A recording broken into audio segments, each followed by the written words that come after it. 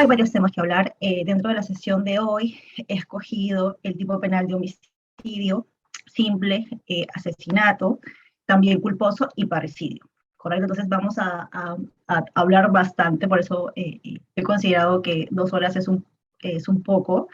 poco para hablar de todos estos temas. Verán que son más o menos 42 diapositivas. Entonces, en las preguntas, por favor, al final, quiero acabar con todos los temas y luego al final ya podemos tener una conversación de las dudas y todo ello. ¿De acuerdo? Pues muy bien, verán que siempre recuerdo esto porque a veces lo simple se pierde de vista, ¿no? Nosotros cuando abrimos el Código Penal, pues vemos la primera parte y una segunda parte, evidentemente. La primera parte referida a la parte general y la segunda a los delitos, a los tipos penales especiales, ¿no?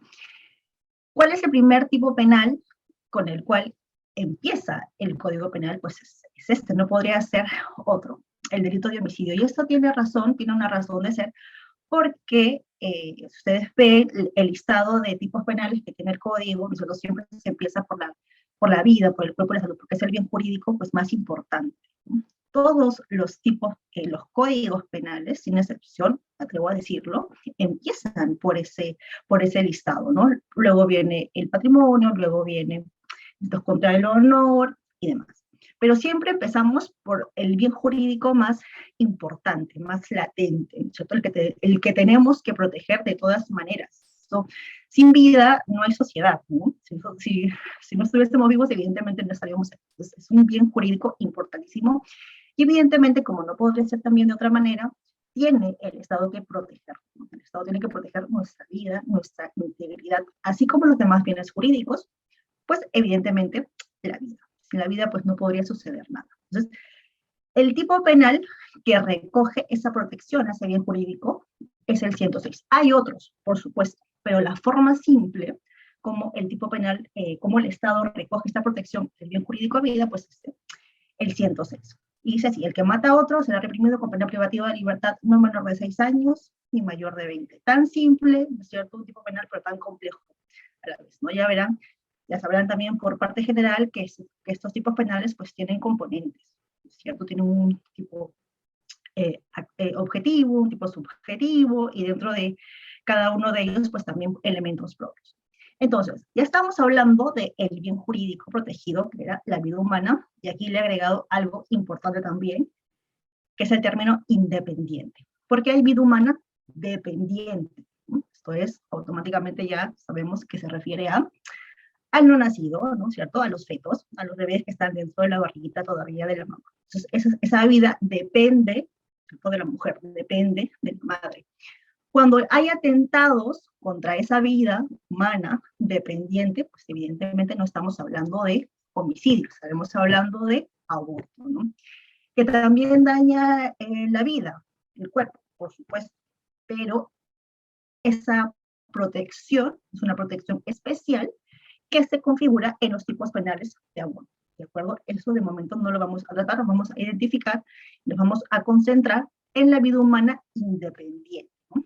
También sabrán que hay todo un proceso, ¿no? Cuando ahí hay teorías también, de cuándo comienza la vida, ¿no? De acuerdo a la teoría de la fecundación y la teoría de la generación, que lo vamos a ver después, que también está acá en las diapositivas, por cierto. Y otro tema también es cuando estamos frente a la vida dependiente y la vida independiente, ¿correcto? Entonces, este bien jurídico, vida, pues está protegido, puede ser tampoco de otra manera, por la Constitución, por la Declaración Universal de Derechos Humanos, por la Declaración Americana de los Derechos y Deberes del Hombre. Todos ellos, estos ordenamientos y estos cuerpos normativos, tienen que proteger la vida. Esto no es algo exclusivo de ninguna manera del caso, pero eso tiene protección extranjera y universal, ¿de acuerdo? Ahí lo pueden ver brevemente, no me quiero detener en este punto. Entonces, el deber del Estado, ¿cierto?, es proteger la vida humana, ¿no? Proscribe los ataques a la vida humana que provengan del mismo Estado, de particulares, ¿cierto? Y garantiza que no se den pues, las condiciones para que se perpetren violaciones contra este derecho a la vida, ¿no? Una de estas garantías de esta protección es justamente colocarlo en el cuerpo normativo más gravoso que tenemos dentro de todo el ordenamiento jurídico, ¿no es cierto? Que es el Código Penal protegido o tutelado a través del derecho penal. ¿De acuerdo? Más cosas. Pues el ordenamiento jurídico protege la vida humana, ¿cierto? A través del derecho penal, ley general de la salud, ley de trasplante de órganos, ¿no? Aunque no con la misma intensidad. Ya sabemos que el elemento más intenso de todo el ordenamiento jurídico es el derecho penal, ¿no? Plasmado, circunscrito a través de nuestro Código Penal. Acá hay un tema que no me lo quería pasar por alto, acerca de la disponibilidad de la vida, ¿no? de la vida humana. Hay teorías que apoyan esta disponibilidad y hay teorías que niegan esta disponibilidad, ¿no? Aquí he colocado en dos cuadrados para que ustedes puedan ver cuáles son los argumentos a favor y cuáles son los argumentos en contra, ¿de acuerdo? Para que un poco vean cuál es la teoría en buena cuenta que rige en nuestro ordenamiento. Pues la que señala que hay una disponibilidad, y esto se ve reflejado concretamente a través incluso de la Constitución, a través de una pena de muerte, en el caso de guerra, traición a la patria, a través del artículo 2, inciso 23 de la Constitución, también de la legítima defensa, que a su vez está contemplado en nuestro Código Penal, y a través de la necesidad de privar al no nacido, por ejemplo, artículo 19 también del Código Penal, en donde de cierta manera el propio Estado permite este atentado, por llamarlo de alguna forma, contra la vida humana, ¿no? Ya sea dependiente o independiente, y lo normativiza a través de estos artículos. Por eso que nuestra postura es que hay una disposición de la vida humana. Ya sabemos, ¿no?, que los derechos tampoco son absolutos, ¿no es cierto? No hay ningún derecho absoluto. Ahí se permiten ciertas intromisiones a la puesta en peligro o lesión de bienes jurídicos, y es por eso que tenemos esta figura, ¿no es cierto?, de disposición de bienes jurídicos, ¿no? Acá les hablaba un poco de cuándo comienza a proteger el derecho penal la vida, ¿no es cierto? Sabemos dos teorías, una teoría de la fecundación y una teoría de la anidación. Bueno, la teoría de la fecundación, pues señala que el inicio de la vida se produce con la fecundación, ¿no? Es a partir de donde comienza la protección por parte del derecho penal. Y esta fecundación consiste en la unión del gameto femenino, óvulo, o el gameto masculino, el espermatozoide, formando así un cigoto, ¿no? Ese cigoto realiza este viaje por las trompas de Falopio, vamos a hacer un poco de anatomía, ¿no?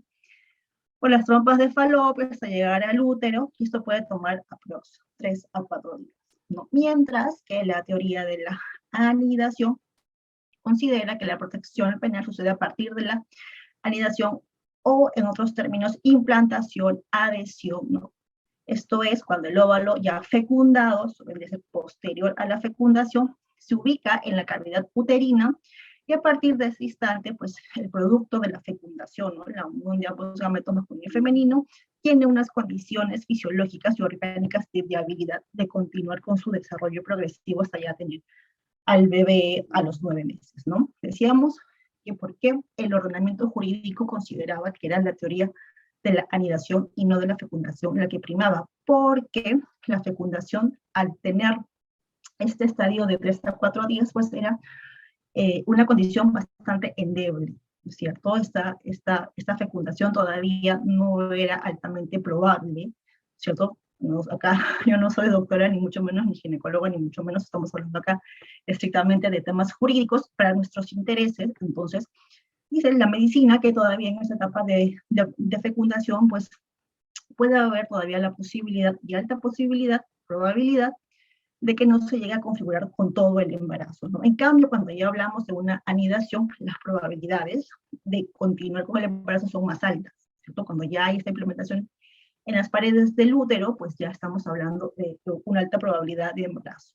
Por eso es que, por ejemplo, pastillas del día siguiente se deben tomar después de las 24 horas, ¿no? Y esto tiene que ver justamente porque como todavía el tema del cigoto está como muy endeble, pues estas pastillas surten efecto. A diferencia, ¿no es cierto?, que cuando ya nos estamos en una etapa de anidación, pues este tema es poco probable que funcione, ¿no? Esto ya hablamos, si se quiere, por ejemplo, poner fin a la vida, ¿cierto?, del feto, pues serán otros elementos, otros mecanismos más agresivos, más intensos que se tendrán que utilizar para poner fin a la vida del feto. ¿No? Una pastilla, por ejemplo, no será suficiente. ¿De acuerdo? Por eso es que consideramos la teoría de la anidación como la teoría que nos interesa aquí para la protección, la consideración del inicio de la vida humana. Bueno, brevemente con eso, para que tengan en cuenta también cuando hablamos de aborto, porque cuando hablen de aborto, no sé si en ese diplomado lo hablarán o estará contemplado dentro del temario, van a tener de todas maneras que tocar esta teoría y sus diferencias. Bueno, entramos al tipo objetivo. Pues el tipo objetivo encontramos a su vez a un sujeto activo, ¿cierto? Y a un sujeto pasivo. Sujeto activo, esto es facilito, ¿no? Esto es papayita. El que nos hace referencia a que puede ser cometido pues por cualquier persona, salvo, por eso acá pongo entre paréntesis, excepto ascendientes, descendientes, adoptados y cónyuges, porque este tipo de personas, ¿no es cierto?, tienen una protección especial a través del parricidio, ¿no es cierto?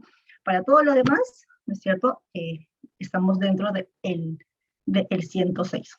El sujeto pasivo, cuando se refiere a otro, cuando lo encuentran en la redacción del tipo penal, pues se refiere a cualquier ser humano sin distinguir ninguna cualidad o género, ¿vale?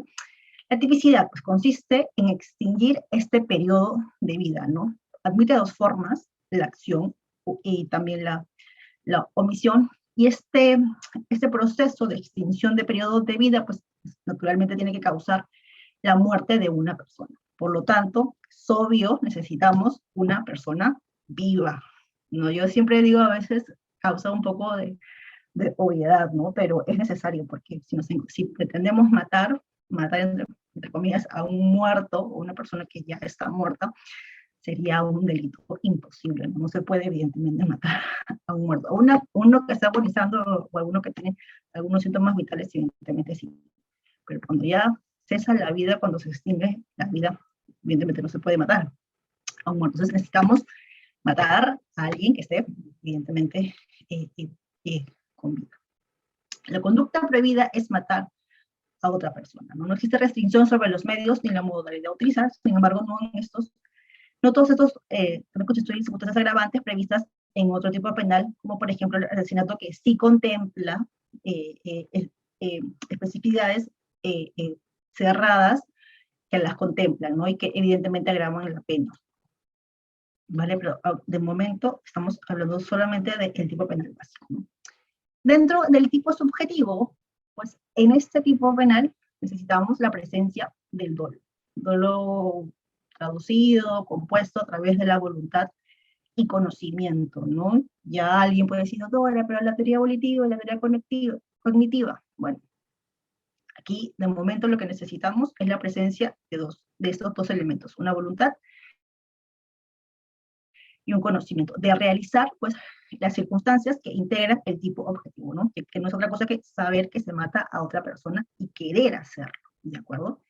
Aquí vamos a tener también algunos problemas, los que ya vean casos, ¿no?, de cómo determinar el dolo, porque claro, cuando vemos supongamos, ¿no?, que la policía encuentra, una persona X encuentre un cadáver, no podemos naturalmente o automáticamente saber que el dolo de la persona que cometió este crimen ha sido necesariamente el dolo de matar, ¿no es cierto? Supongamos que su dolo era de lesionar, sin embargo, las consecuencias por X motivos, incluso ajenos al autor, conllevaron a la finalidad de muerte, ¿no? Entonces, aquí es importante entender bien el dolo para situarnos. ¿Cuándo estamos frente a homicidio?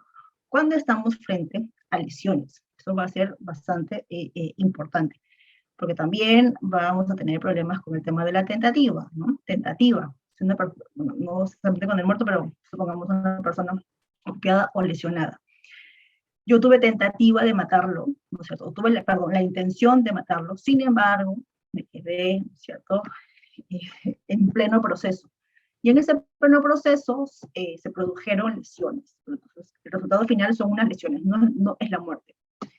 Entonces acá vamos a tener un versus de tentativa de homicidio con la consumación de lesiones.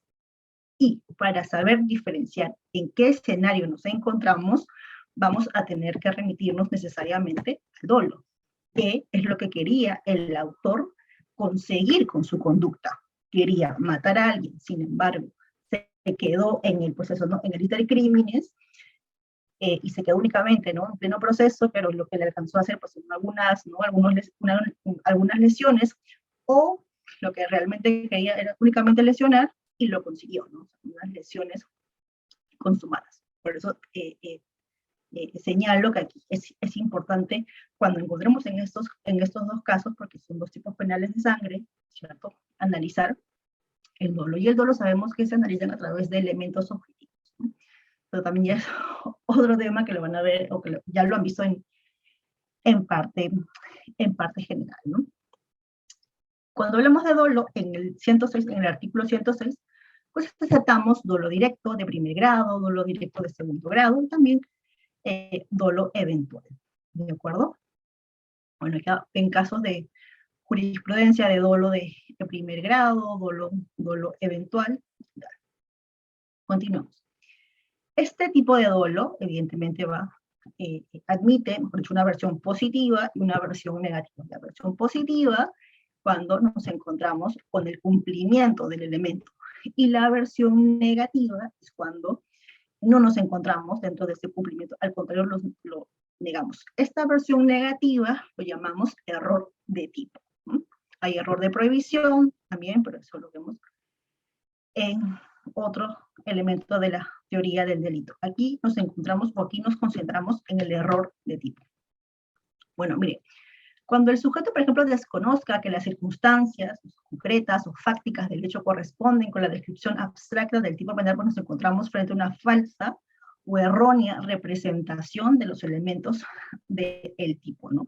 Objetivo, acción, resultado, cualidad. Ese error constituye un error de tipo, pues también que excluye el dolo, ¿no? Este tipo de error lo encontramos prescrito en el artículo 14 del Código Penal. Este tipo de error admite dos versiones: un tipo de error vencible y un tipo de error invencible. Estamos frente a un error vencible cuando el sujeto tiene el cuidado debido, ¿no? Pudo haber salido de alguna manera de ese error y pudo haber evitado el resultado, pero no se produjo. En este caso será tomada la conducta como culposa, ¿no? Si es que tiene la conducta una versión culposa. No todos los tipos penales tienen una versión culposa y dolosa. No, de hecho, la mayoría no los tiene. La mayoría únicamente se queda en la versión dolosa. Sin embargo, si el tipo penal a su vez tiene algún tipo de versión culposa, nos encontramos en este tipo de error, pues asumiremos la versión culposa. ¿De acuerdo? Mientras que en el error de tipo invencible, el sujeto, ¿cierto?, habiendo observado el cuidado debido, no había manera de que salga de ese error en el que se encontraba y originó así el resultado, ¿no? En este caso, pues evidentemente no habrá responsabilidad penal. Algunos tipos de errores que se presentan en el tipo penal de homicidio: error in persona y el aberrativo. El error in persona se presenta, ¿no es cierto?, una confusión sobre la identidad del objetivo. O sea, por ejemplo, A quiere matar a B, pero se equivoca sobre su identidad y termina matando a C. ¿Quién es hermano mellizo de B? Evidentemente este error sobre la identidad era bastante obvio, ¿no? Los mellizos gemelos, por ejemplo, es bastante complicado señalar quién es quién. Entonces, en este caso, el error es irrelevante, ¿no? No excluye el doble y por ende hay una sanción penal. Pues la persona o el objeto no hace cambiar la valoración jurídica del hecho respecto al que puede cometer.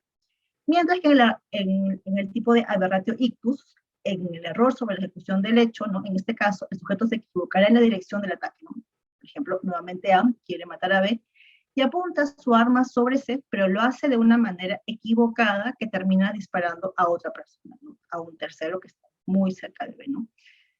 A quiere matar a B, pero en un error de la ejecución termina matando a un tercero. O sea, aquí la doctrina no es unánime en señalar, ¿cierto?, que alguna postura determinante, porque por un lado tenemos una teoría de la equivalencia de las condiciones, perdón, teoría de la equivalencia, que señala que el error pues, es irrelevante, ¿no? Y que se ha cometido el homicidio consumado. Y una teoría de la concreción, donde señala que pues, acá debe aplicarse un concurso de delitos. Por un lado, el delito está consumado respecto a la muerte de C, y por otro, a la tentativa de homicidio de B.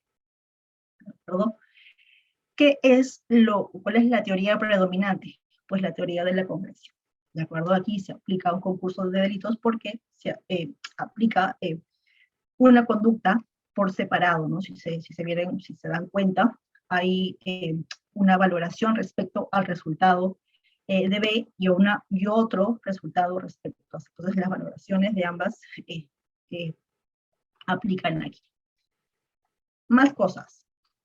Ahora sobre el delito de parricidio regulado en el siguiente artículo, en el artículo 107. Nuevamente, el que a sabiendas mata a su ascendiente, descendiente, natural o adoptivo, ¿no? O una persona con quien sostiene o haya sostenido una relación conyugal o de convivencia. Será reprimido con pena privativa de libertad no menor de 15 años, ¿no? Esto, la pena de estas agravantes, los dos párrafos siguientes, pues los vamos a dejar de momento por un lado. Aquí, este tipo penal hay que leerlo bastante con mucho cuidado. ¿Por qué? Porque nos habla en presente, nos habla en pasado, nos habla de elementos normativos que no necesariamente, que no los ve el derecho penal, ¿no? Como estos términos. Ascendiente, descendiente, natural, adopción, cónyuge, convivientes. Estos conceptos no son definidos por el derecho penal.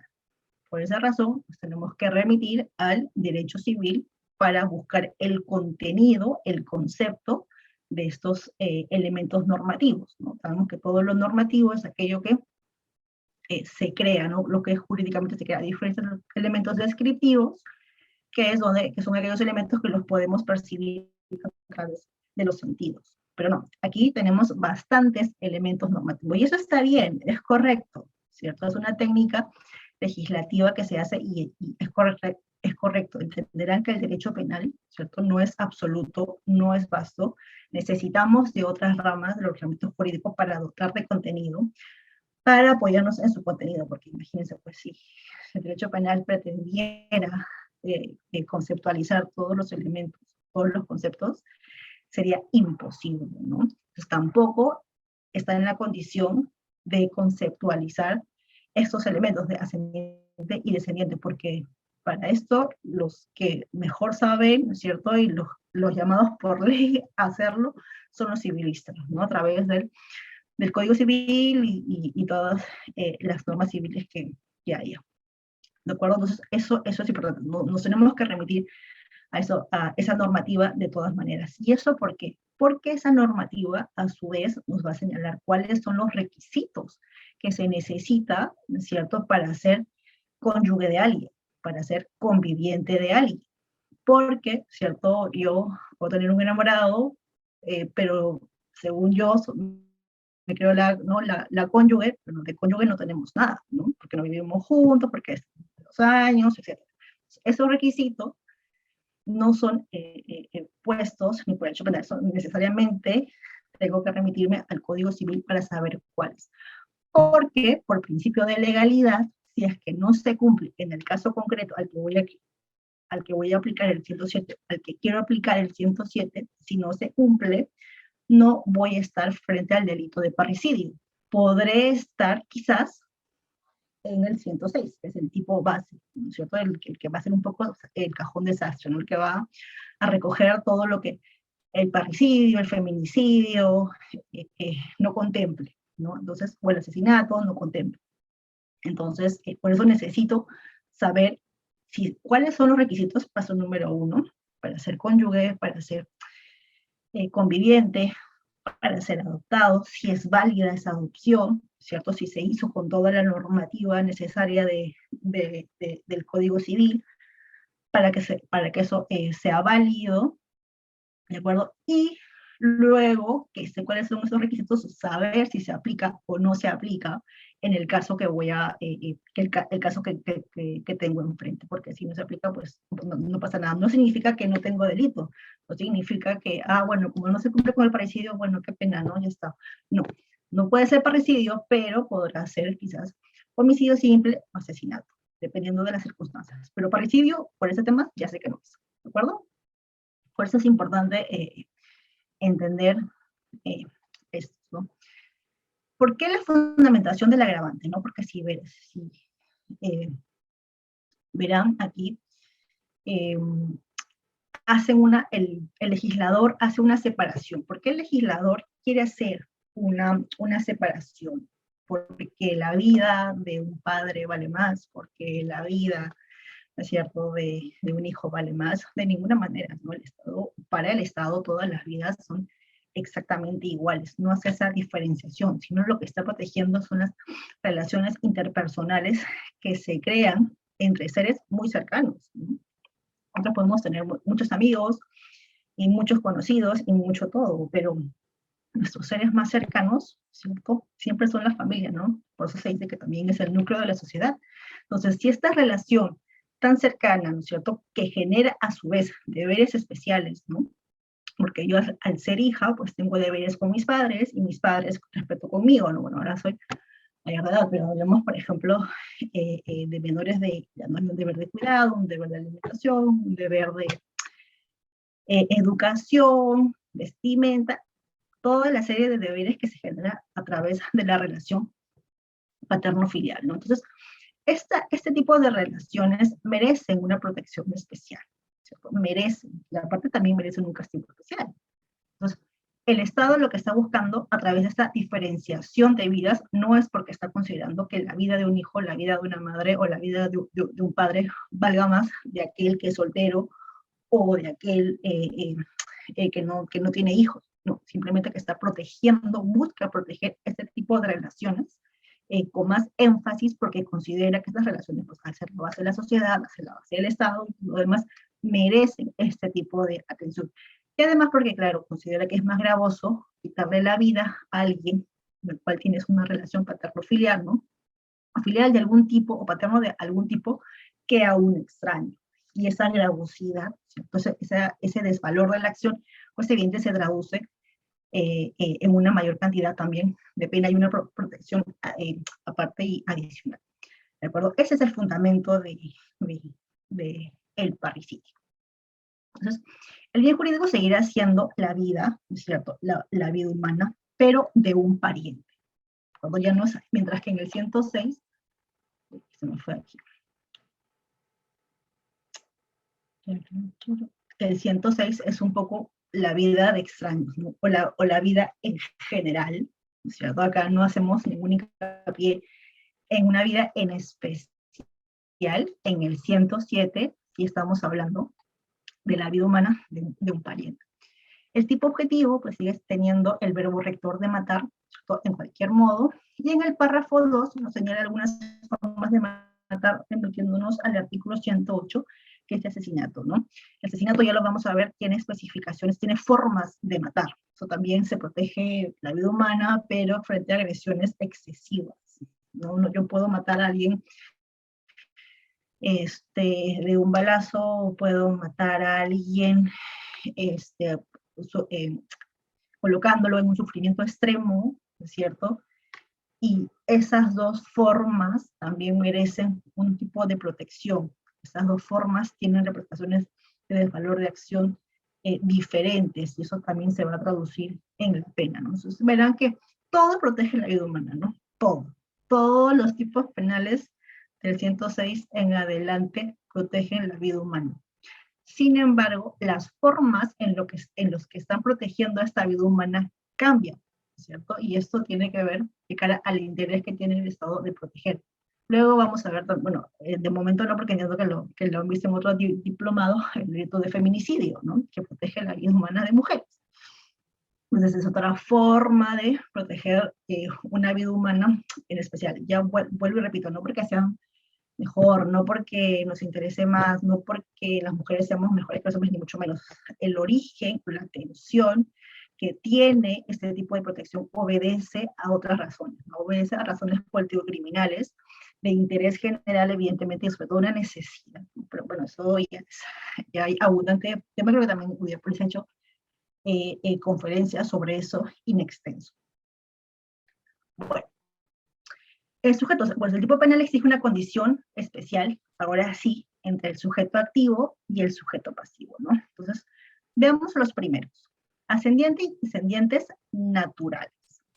Los sujetos están determinados por el parentesco consanguíneo en línea recta. Por favor, esto grábenselo bastante bien.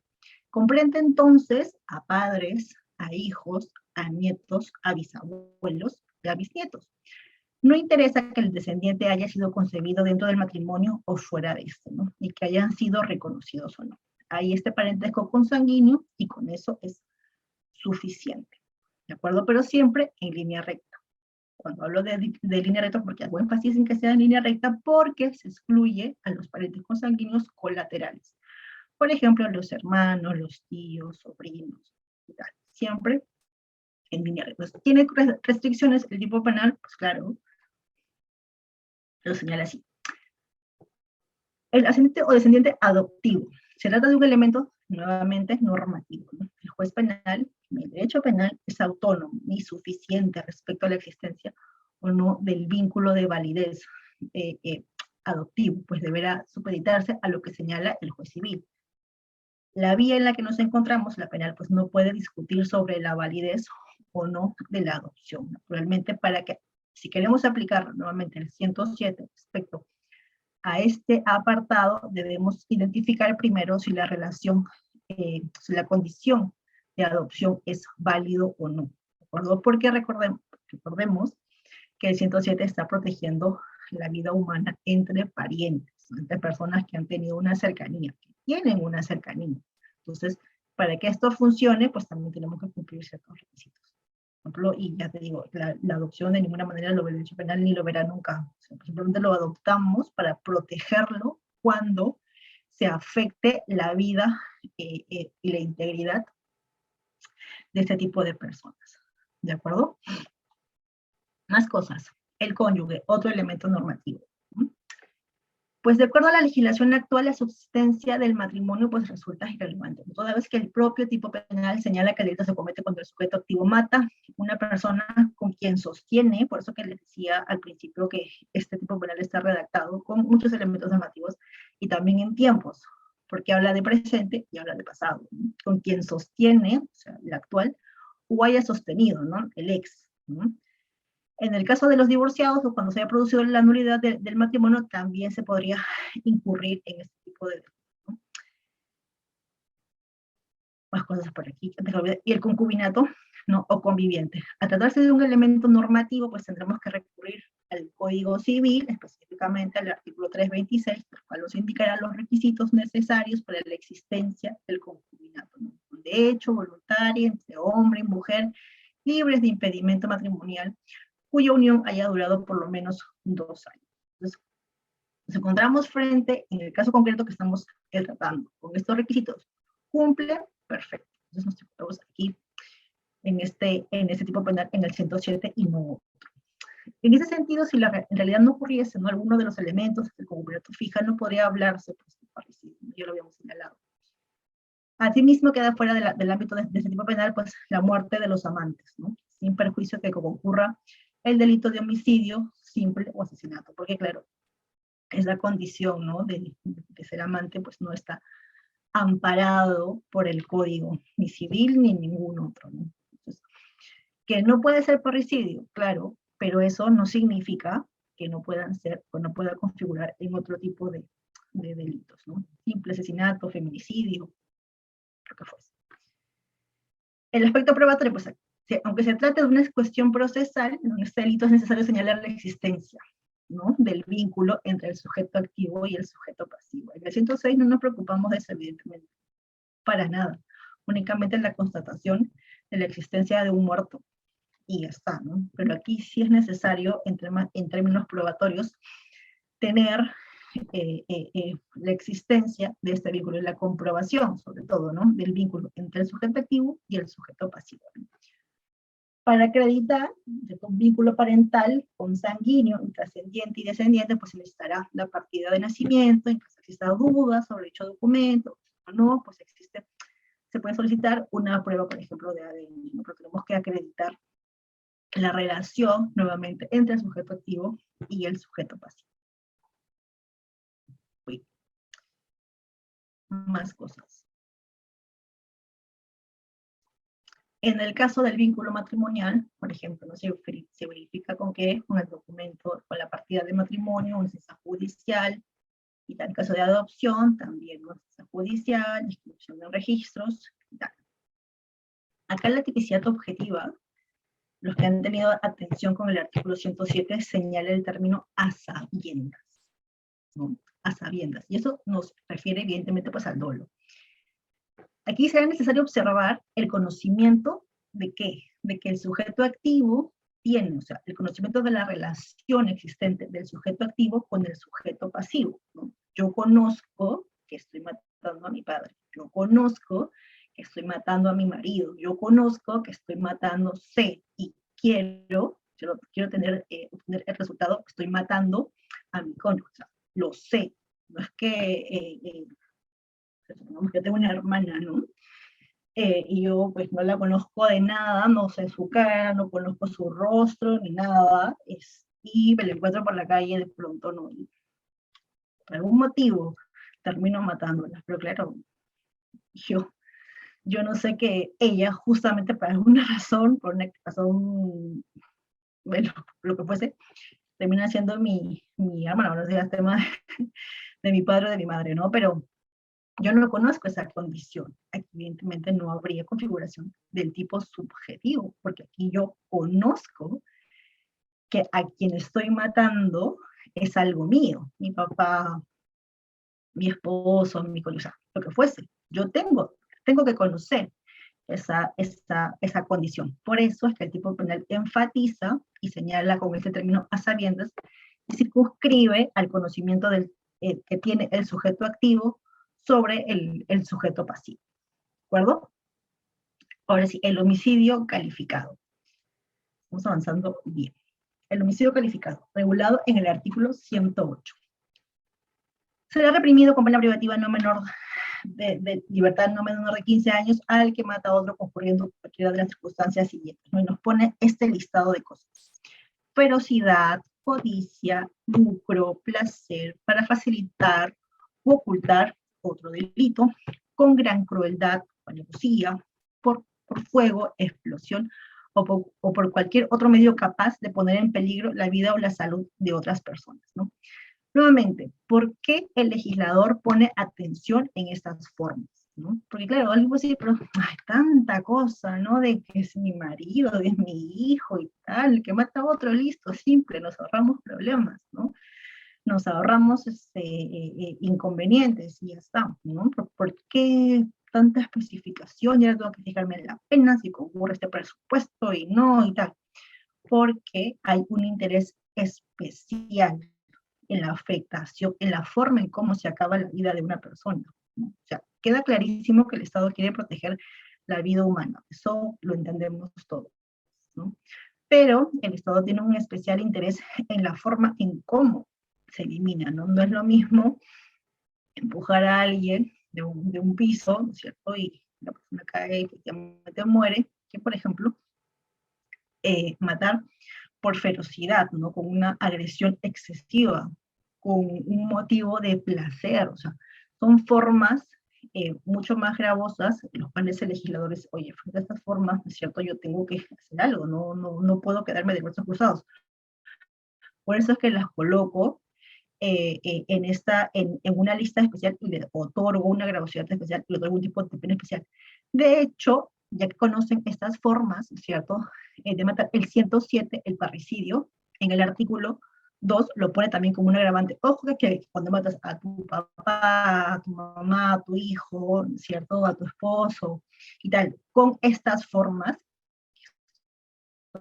poniendo en el 108, que sepas que aún es más agravado, ¿no? O sea, si matas a tu papá, ok, tienes tanta pena, pero si lo haces bajo estas formas, ¿no es cierto?, de ferocidad, gran crueldad o alevosía, la pena aún es mayor. Vale, entonces yo he dividido, voy por acá. Esto no está aquí.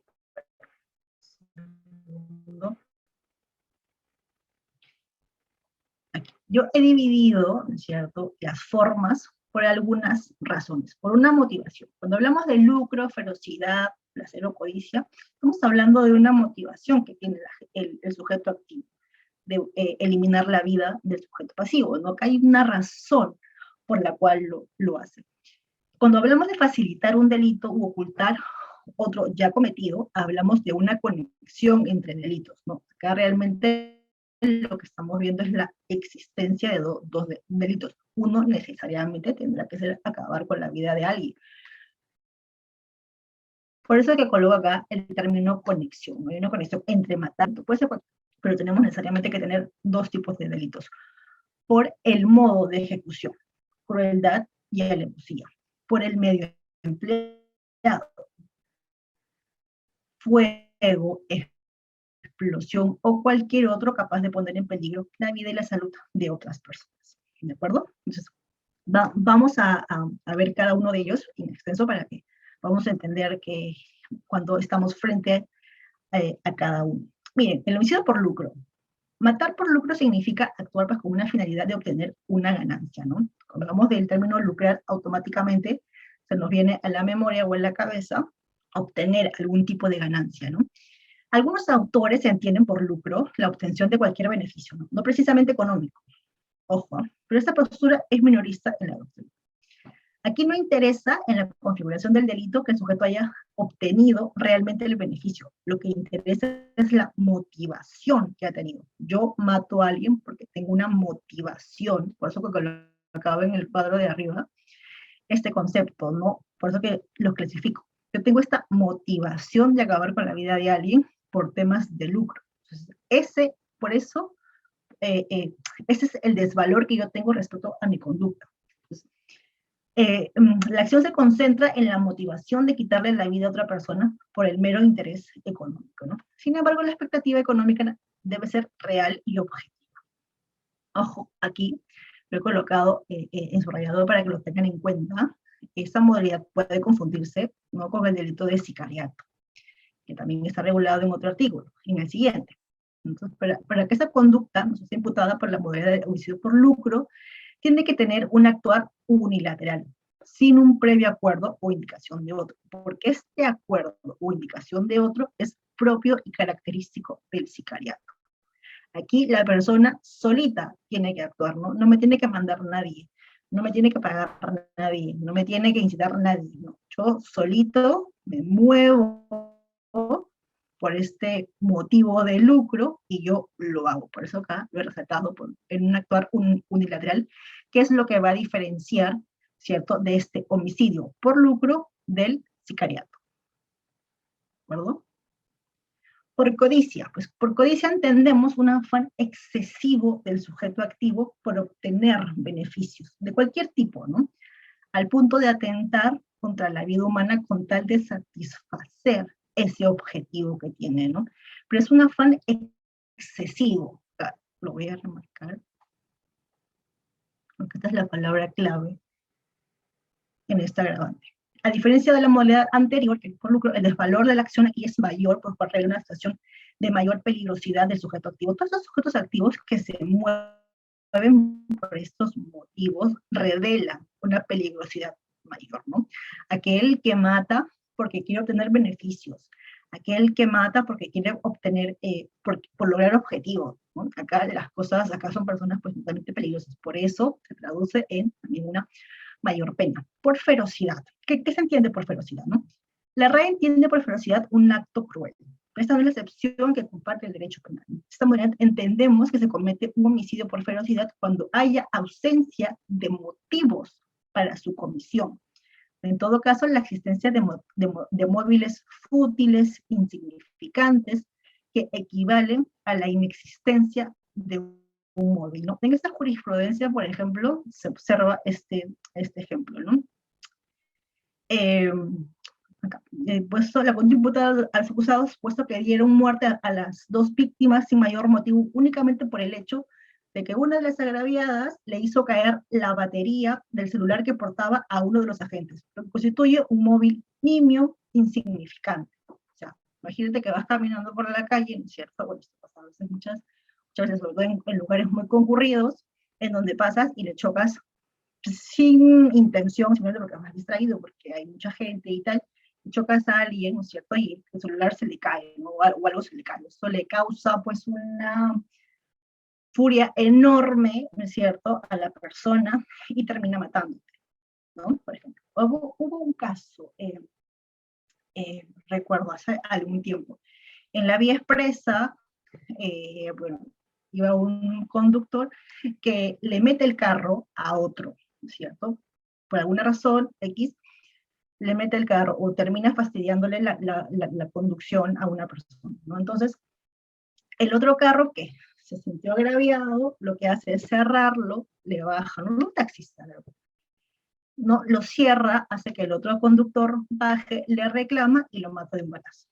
Si mal no recuerdo el caso de así, pero es verdad que manejar en esas condiciones no es lo más cómodo, nos fastidia que se acerque mucho, que nos metan el carro, que nos adelanten, ¿no?, intempestivamente, sin cuidado y tal, eso fastidia a cualquiera, eso es correcto. Pero esa razón no resulta ser un móvil gravoso, es un móvil más bien inútil, un móvil insignificante, que tranquilamente puede ser solucionado con N situaciones, ¿no? Reclamar, gritar, llamar a la policía, etcétera, ¿no? Y discutir, que es normalmente hace, ¿no? Reclamarse, vociferando, ¿no? A veces también con insultos, ¿no? Porque sí y tal, pero no llegar al extremo, ¿cierto? De sacar una pistola y matarlo. O sea, estamos hablando ahí de dos polos contrapuestos, ¿cierto? Frente a una situación que, bueno, evidentemente es el día a día en nuestra ciudad, pero de ninguna manera conllevaría, ¿no? Ciertamente, no estoy diciendo que hay móviles aceptados o móviles importantes para matar a alguien, de ninguna manera, pero esta razón, como botarle el celular, como chocar con alguien, o sea, simplemente no resultan móviles, o resultan más bien móviles inútiles, insignificantes. Y entonces, lejos de tener el concepto del diccionario, ¿no?, como feroz, que nos podría confundir un poco, ¿no?, con algo agresivo, cuando se llama de agresividad, la ferocidad en este término se refiere a la capacidad o la incapacidad de tener un móvil importante, por decirlo entre comillas, sino más bien móviles, pues, poco interesantes, nimios, inútiles, fútiles, ¿de acuerdo? No se confundan cuando hablamos de, cuando pretendan encasillar eh, conductas, cuando lo que realmente el concepto, o al menos en la doctrina, ha tenido eso, es otra. Por ejemplo, este caso de ferocidad. Otro motivo, pues el placer, ¿no? La finalidad aquí del sujeto es sentir placer, es decir, una sensación de satisfacción o de agrado con la muerte de otra persona, ¿no? Aquí no nos interesa un beneficio ni económico, ¿cierto? Ni el móvil, si es uno muy importante o importante, uno débil, fútil, no, acá. Únicamente lo que el sujeto busca es una sensación de ¿no?, de agrado cuando le quita la vida a otra persona. Este caso de David Berkowitz salió incluso en una serie muy conocida, no recuerdo hasta el momento cuál, no recuerdo el momento cuál, creo que no recuerdo cuál, no quiero decir algo equivocado, pero salió este caso.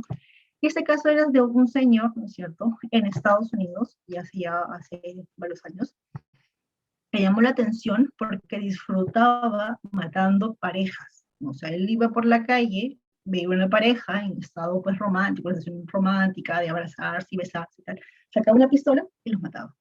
Y el hecho de ver morir a una pareja, ¿cierto?, le proporcionaba placer. Pues como le proporcionaba placer, lo hacía.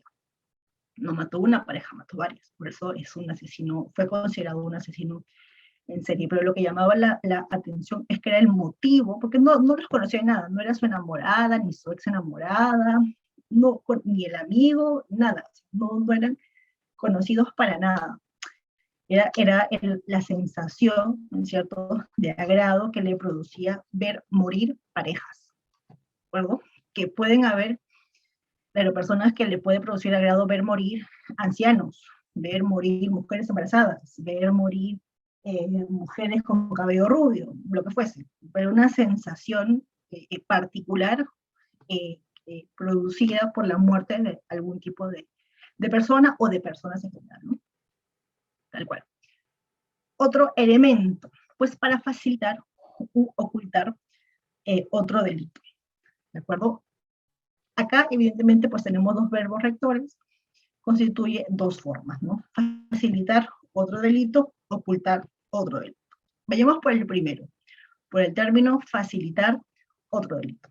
Se intenta pues aquí hacer posible la ejecución de algo o la consecución, obtener un fin. El término otro nos hace referencia a la existencia de ¿qué? De otro delito. Por eso le decía que por lo menos aquí tienen que haber dos delitos. El fundamento de este agravante se da en que se utiliza el acto de matar, el homicidio, como un medio para lograr un propósito posterior. Se produce el homicidio de una persona con la conexidad de facilitar la comisión de otro hecho delictivo, ¿no?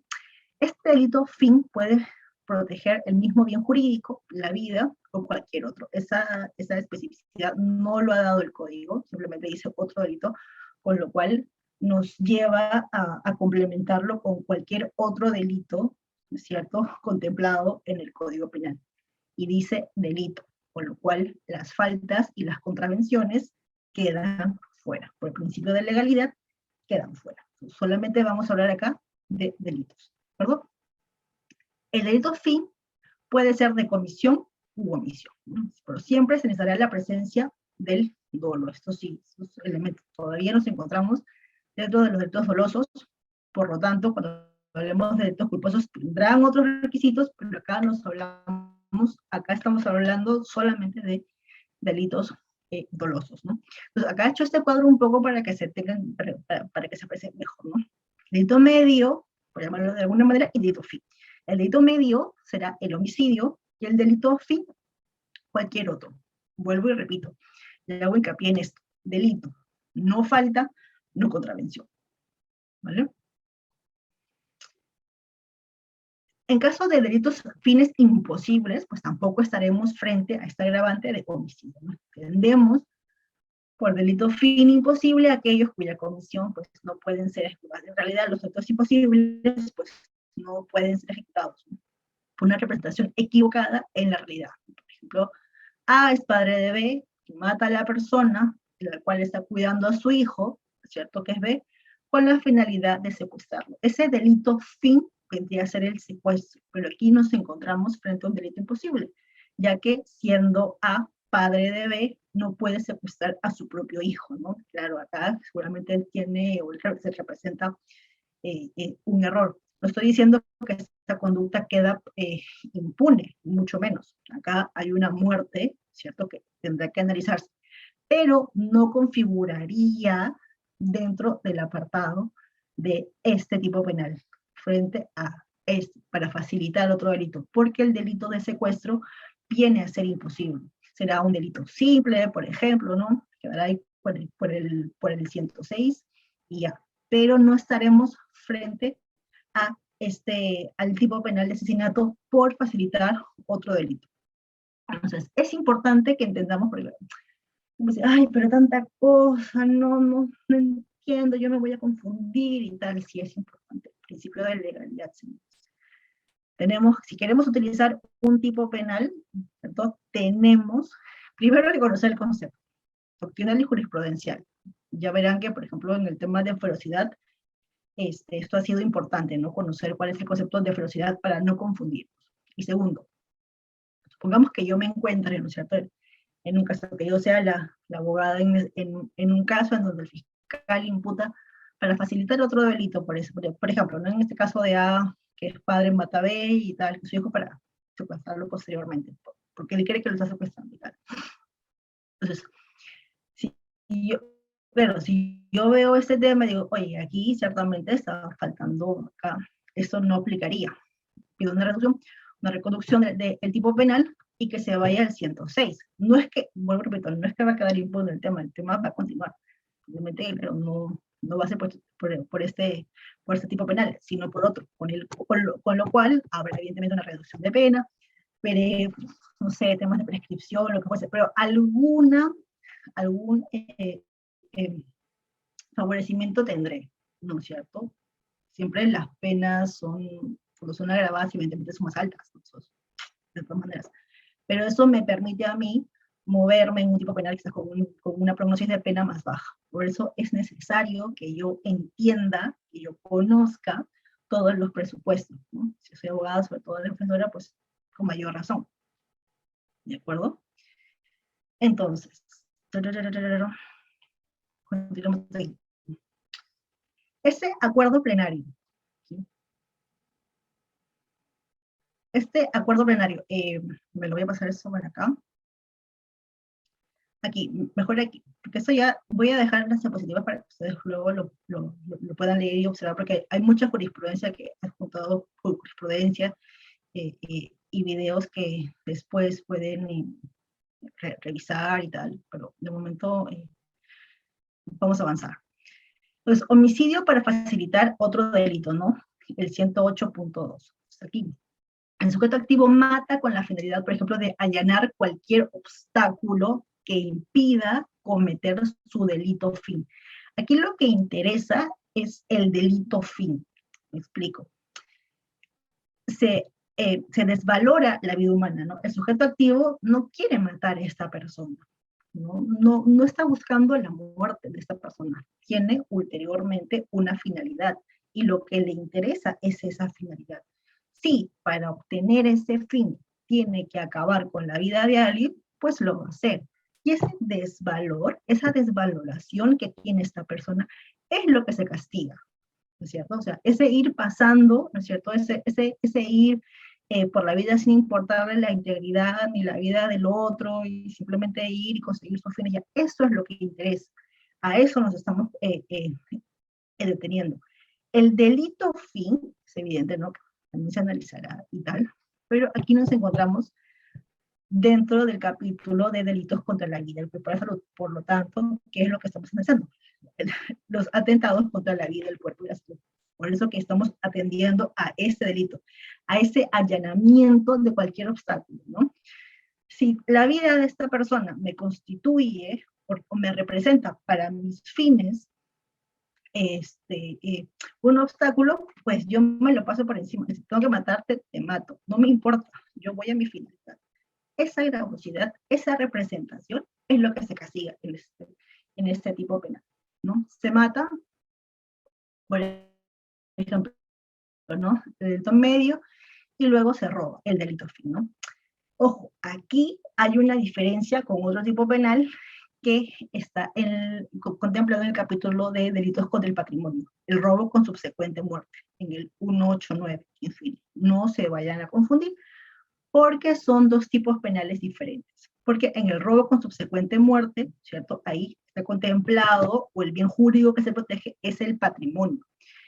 Se produce cuando el agente, usando la violencia para apoderarse de un bien mueble, ¿cierto? Que un elemento del delito de robo, del tipo penal de robo, es el uso de violencia, ¿no? Que tiene justamente su diferencia con el delito de hurto, violencia o amenaza. Entonces, cuando el agente, usando la violencia para apoderarse de un bien mueble, produce la muerte de la víctima.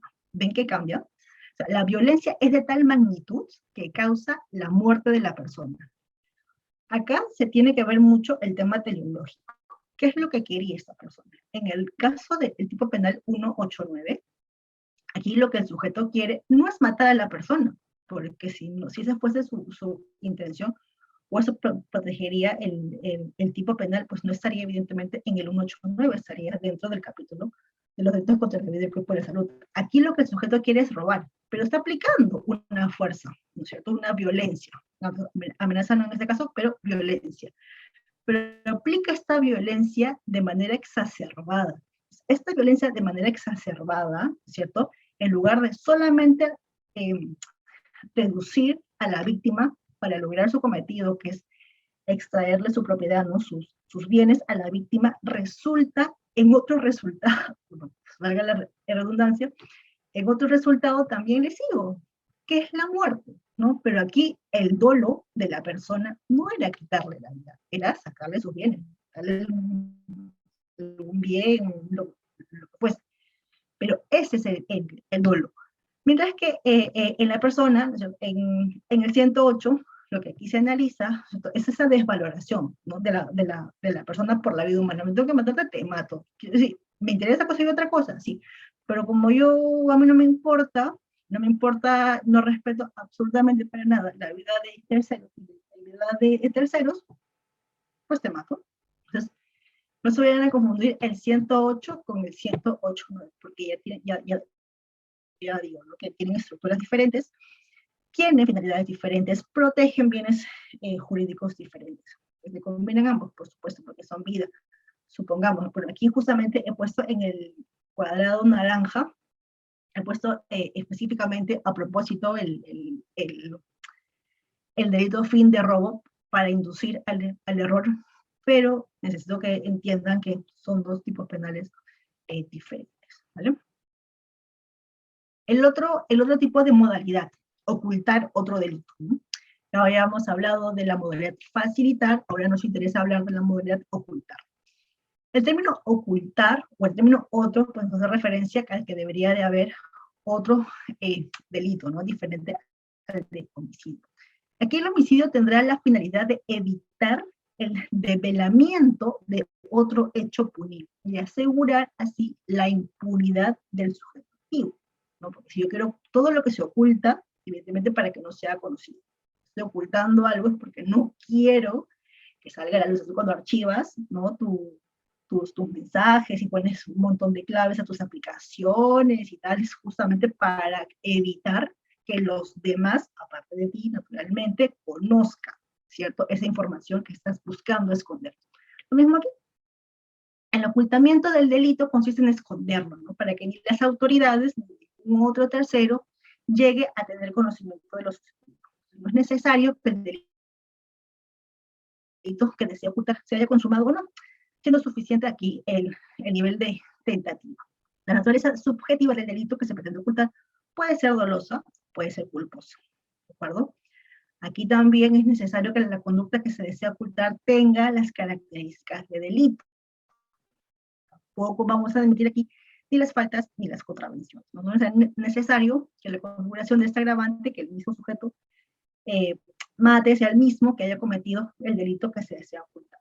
Por ejemplo, el padre que mata al único testigo que vio a su hijo cometer un robo. Estoy ocultando, ¿cierto? Mediante un homicidio, el conocimiento de otro delito, en este caso, el robo. Por eso que no es necesario que el mismo sujeto activo, pues también ahí está esta posibilidad. Otra forma, ¿no? Acá hay varias formas y estamos viéndolas uno por uno. La gran crueldad. Aquí lo que se necesita es un excesivo, ¿es cierto?, sufrimiento hacia la víctima, hacia el sujeto pasivo.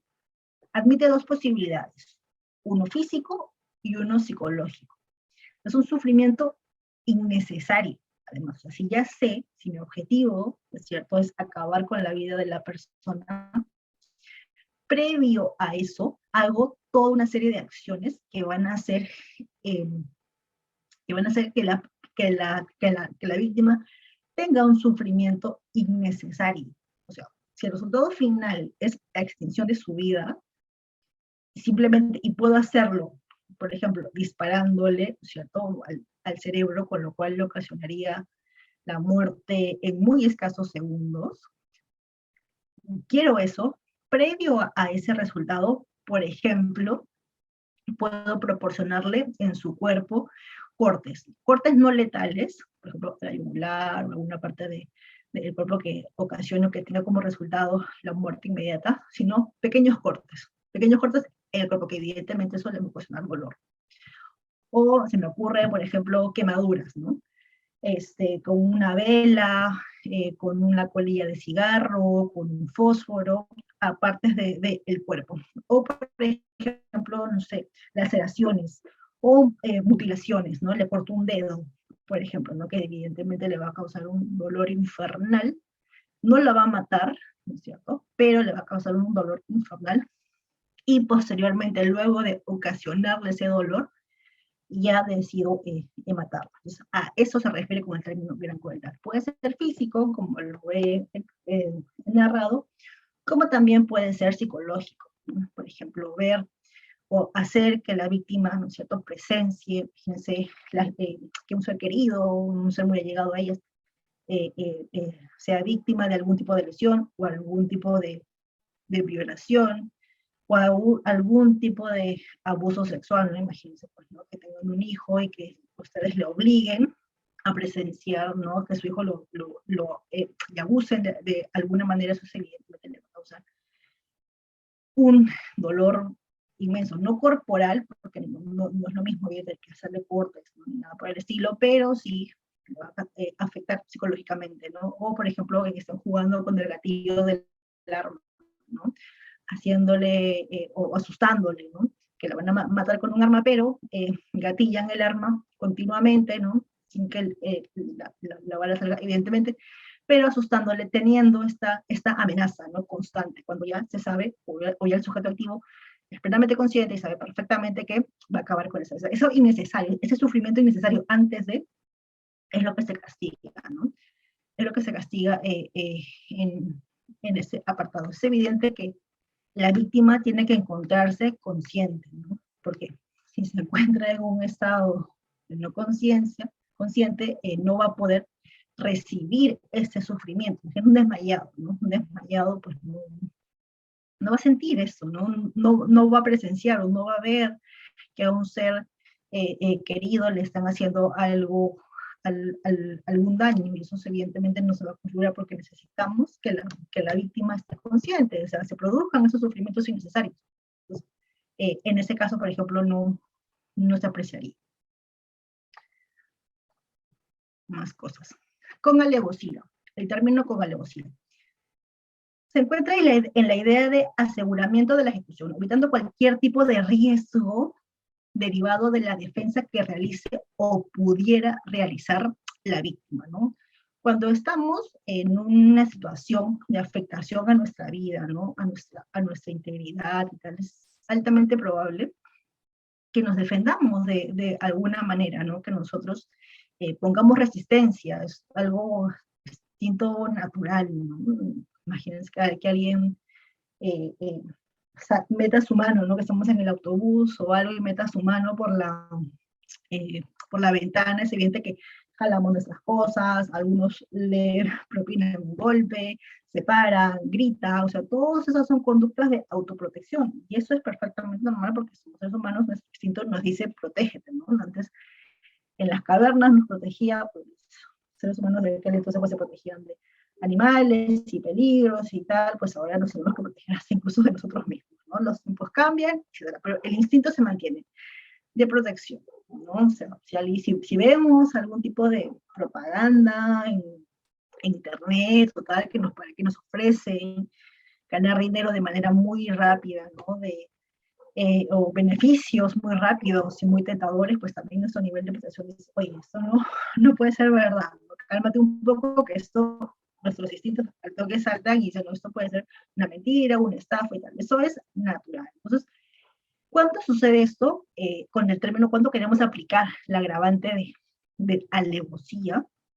Vamos a referir en que el sujeto activo hace todo lo necesario para que el sujeto pasivo no se defienda, para que el sujeto pasivo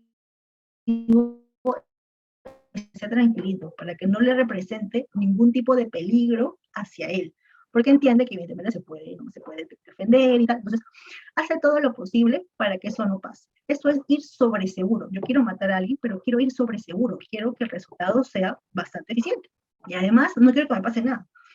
Entonces, por eso hablamos acá de alevosía. Entonces, el elemento objetivo, modus operandi, se traduce en la utilización de los medios, modos o formas para utilizar un fin concreto que no es otro que asegurar la comisión del homicidio sin riesgo. Es necesario que la gente tenga el propósito de utilizar estos medios para asegurar el resultado, ¿no? Hay un otro elemento, el dolo. Pues aquí el dolo se traduce con la finalidad de el sujeto activo de asegurar la muerte de la víctima. El dolo aquí abarca dar muerte a la víctima y además el empleo de circunstancias que eliminen el riesgo de defensa de este sujeto pasivo. O sea, es todo acá yo, ¿cierto? Lo tengo controlado todo, hago que el resultado funcione y que además reduzco la actividad o la posible actividad de defensa que pueda ejercer el sujeto activo. Encontré yo esta resolución, este recurso de nulidad, un poco antiguo, la verdad, del 99, pero que sirve para estos fines, porque además, ¿no es cierto?, nos da la existencia de 3 presupuestos para la concurrencia de este elemento alevoso. Entonces, lo voy a dejar acá para que también puedan verlo y tal. Ya lo puedan leer con más calma. He resaltado o he copiado aquí la parte más interesante. Por fuego, explosión o cualquier otro medio capaz de poner en peligro la vida o salud de otras personas, ¿no? El interés aquí de proteger esta agravante fuego, explosión, es porque además de dañar o atentar contra la vida, la integridad de una persona en concreto a la que estoy buscando eliminarnos, matar y tal, puedo generar o genero un riesgo concreto frente a terceros. Fuego, explosión, ¿no? Cuando algo explode, evidentemente no únicamente se circunscribe a un objetivo central, sino que esta explosión puede generar daños personales o materiales también a otras personas. Entonces, esa acción exacerbada de causar daño, ¿cierto?, se protege también. Es por eso que también se coloca aquí el fuego, evidentemente, ¿no?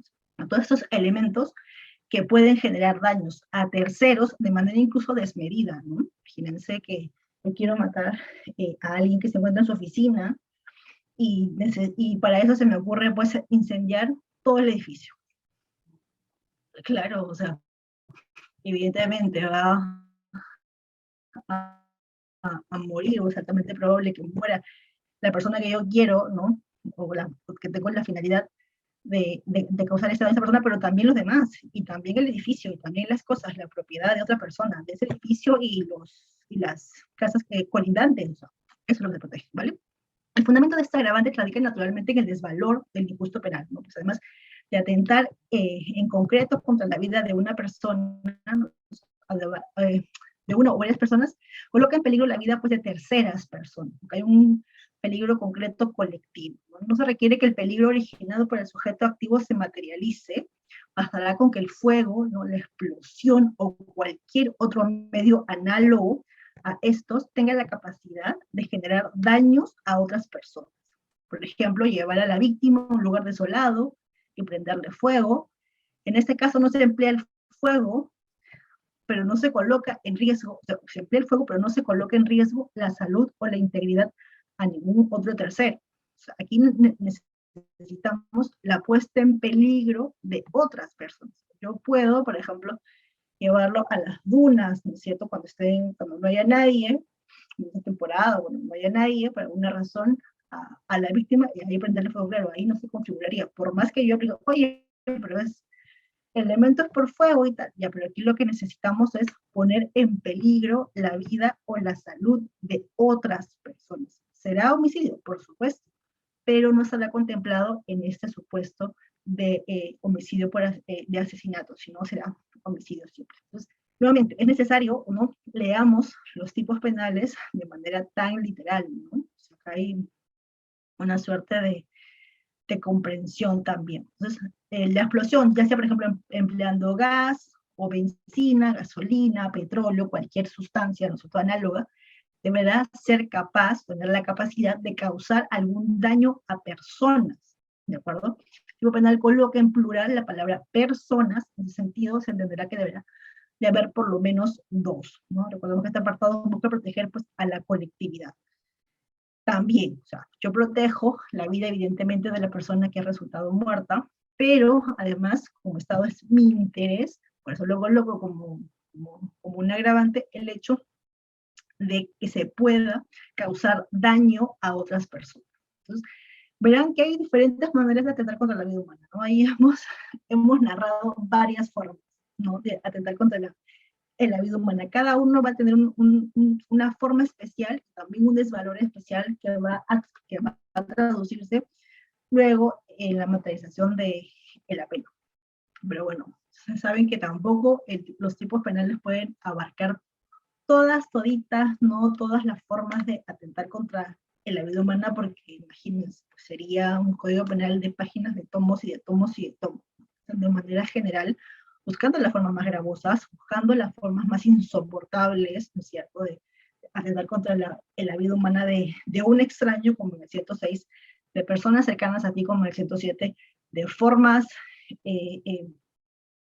por decirlo de alguna manera, inhumanas, como el asesinato, ¿no es cierto?, frente a mujeres, feminicidio y tal, ¿no? Pero siempre se trata de proteger la mayor cantidad, pues por eso que los tipos penales a veces son tan abstractos, ¿no? Dicen, yo siempre digo, los tipos penales dicen todo y nada a la vez, ¿no? Y tienen que ser abstractos, porque de lo contrario, si el legislador se pone a pensar en todas las circunstancias en las cuales una persona puede matar a otra, pues serían artículos de artículos y esto sería infructuoso, ¿no? Eso no tendría mucho sentido, ¿no? Ahorita me puede preguntar, ¿y por qué estos tipos, por qué en el,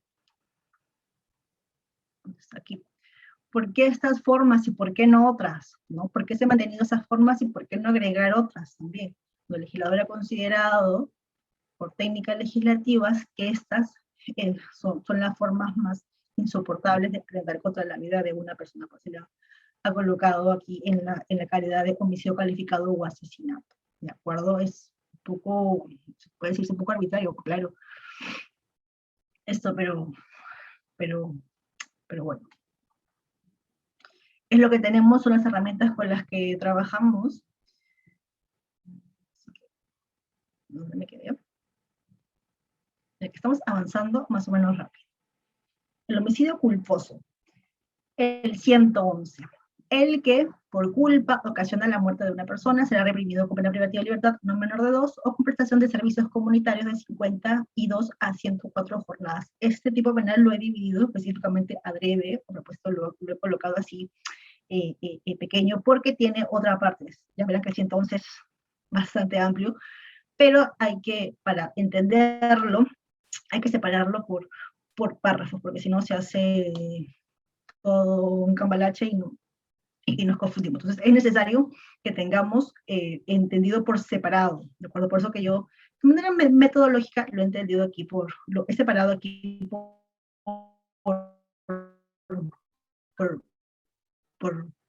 párrafos, para saber culpa, ¿no? ¿Cuáles son los elementos que la acompañan?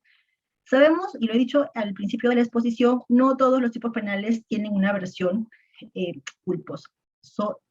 También eso ya tiene que quedar clarísimo, ¿no? Solamente los tipos penales que señalan expresamente por culpa, así carito, tal cual, son considerados como tales. Yo no puedo interpretar o decir, ay, que este tipo penal es doloso y culposo a la vez. No, porque eso sería ir contra el principio de legalidad. Necesariamente tiene que establecerse aquí, así tal cual, por culpa, ¿no? No puede ser de otra manera, si no vulneraríamos el principio de legalidad. Entonces no podremos crear derechos, no podemos crear tipos penales, no necesariamente pues, trabajamos con los que el legislador así nos proporciona. Bueno, el término culpa es por eso digo que las personas culposas, de hecho, son mucho menores, muy inferiores a la cantidad de delitos. Pues el caso de dolo sí puede decir, normalmente no lo señala y lo entendemos que es en inversión dolosa, ¿de acuerdo? Pero cuando se establece por culpa, necesariamente tiene que estar establecido en el tipo penal que así se contempla, ¿de acuerdo? Dicho esto, entendemos por culpa y automáticamente cuando hablemos de culpa de negligencia, automáticamente tiene que pensarse en la infracción al deber de cuidado. o la norma de cuidado. O sea, esto ya les debe de salir del cerebro así, ¿no? La idea tiene que llegar automáticamente, ¿no? Sin pensarlo. Yo hablo de culpa y esto me tiene que llevar a pensar en la infracción del deber de cuidado, ¿no? Nosotros en la sociedad nos enfrentamos a un sinfín de situaciones riesgosas, ¿no? No solamente esto pasa actualmente en el 2021. Toda esta conducta ha sido, o los riesgos, de hecho, han ido incrementándose a lo largo que la sociedad pues ha ido evolucionando, se ha ido creando y tal. O sea, antes, imagínense, ¿no? El último riesgo que hemos tenido hace casi ya 2 años, poco menos de 2 años, la COVID-19, ¿no? Es algo que era impensable, que seguramente ustedes y yo ni por asomo entendíamos, ni preveíamos, ni absolutamente nada, pues ahora se convirtió en un riesgo más, ¿no? Que tomamos medidas para disminuir ese riesgo, por supuesto, los protocolos, ¿no? El uso de mascarillas, doble mascarilla, protector facial, lavado de manos, etc., ¿no? Una serie de cuestiones, procesos que se hacen para prevenir y o reducir ese riesgo. Entonces, nosotros siempre hemos estado, los seres humanos, enfrentados a una serie de convivimos con riesgos y hemos aprendido a convivir con esos riesgos. De hecho, miren, seguramente en donde estaban por aquí ya veo algunas cámaras prendidas, veo que están caminando por una casa o caminando por la calle, miren a su alrededor y van a encontrar riesgos. De hecho, donde están mirándome la computadora, estoy en un riesgo. El celular, quizás si me están usando por el celular, también constituye un riesgo, ¿no? Miren todo lo que está a su alrededor, son objetos riesgosos, situaciones riesgosas, lugares. Entonces, nosotros siempre tenemos que actuar, ¿no es cierto?, dentro de complementarnos y adecuarnos a esos riesgos. Entonces, cuando salimos de ese parámetro y hacemos por alguna razón con una conducta que sobrepase ese riesgo, ¿no? Que aparentemente está neutralizado, por eso estamos, ¿no? Por eso hemos llegado hasta el día de hoy vivos. Entonces, cuando sobrepasemos de alguna manera esa conducta aparentemente neutral, ¿no? Y sobrepasemos, pues ya nos encontramos dentro de riesgos no permitidos, ¿de acuerdo? Ya nos encontramos en una situación en donde ya el riesgo se comienza a hacer latente. Entonces, cuando pase eso, el legislador dice un ratito, ¿no? Cuando ya pases ese umbral, cuando por tu conducta, por tu propia conducta, pases ese umbral, pues aquí vamos a tener problemas. Aquí ya te vamos a tener que sancionar de alguna manera. ¿De acuerdo? Entonces, evidentemente verán que los delitos culposos tienen menos pena que los delitos dolosos y obedece únicamente a esta razón, mientras que con el dolo yo tengo una intención de causar, lesionar o poner en peligro un bien jurídico, busco esa consecución de esa finalidad. En los delitos culposos, lo que estoy haciendo es, digamos, comportándome de una manera inadecuada. Estoy teniendo comportamientos inadecuados que lo que están haciendo es que el riesgo en el cual yo me muevo, pues se altere, ¿no es cierto?, suba el nivel y yo termine pues ocasionando un resultado. La lógica en ambos delitos, evidentemente, es diferente, ¿no? O sea, tienen lógicas, protecciones y medidas diferentes. ¿Que tienen el mismo resultado? Muerte, en este caso, sí, pero ya sabemos que los resultados no se miden únicamente por ellos. En el derecho penal hacemos todo un estudio, ¿no? Teoría del delito, por si no lo recuerdan, la teoría del delito aplicado a este caso para solamente determinar la conducta. Imagínense pues que hubiese muerto ya todos, ¿no?, por unanimidad y automáticamente se le colocara el 106 y no el 111, por ejemplo. No, porque hay un muerto. Cuando hay un muerto es el 106. Eso ya ni hablar. Siempre no. Tranquilo, que las conductas que ha originado y ha producido este resultado tienen que analizarse, tienen que pasar por el tamiz, ¿no?, que es como el colador, ¿no?, como si fuese un colador la teoría del delito, y esto nos va a identificar si es que estamos, por ejemplo, frente a un 106 o si es que estamos, por ejemplo, frente a un 111, ¿no? Eso ya se verá. Pero bueno, ese es el objetivo de los delitos culposos. Ese es el razonamiento de los delitos culposos, ¿no? Delito culposo, automáticamente infracción de deber de cuidado. Yo tenía, el Estado me exige que tenga cuidado frente a determinados riesgos, y yo, lejos de tener ese cuidado debido, tengo un cuidado indebido y hago que ese riesgo aumente, produciéndose el resultado. Recuerdo que hay un poco de jurisprudencia para que ya lo puedan establecer mejor. Acá, y siendo más específicos, siendo más, sí, punzantes, si se quiere, con ese término de culpa, hay tres modalidades, ¿no? Todos son sinónimos. Algunas veces sí que es verdad que quizás hemos escuchado que se utilizan de manera indistinta, ¿no? La impericia, la imprudencia y la negligencia.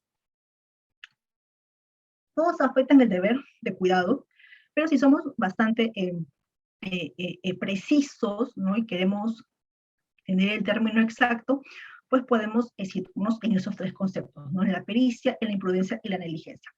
Brevemente, porque esto es parte general, no me quiero detener tanto en ese tema porque esto es parte general, para el caso que nos conlleva, me interesa más analizar cada párrafo del 111. Mire, la impericia se refiere a la carencia de conocimiento, ¿no? De experiencia o de destrezas exigibles. Por ejemplo, un aprendiz, no sé, decide manejar un camión, ¿no? Por la Panamericana. Esta vía súper rápida, ¿no? Que va a alta velocidad, y donde a veces hay alto tránsito y todo lo demás.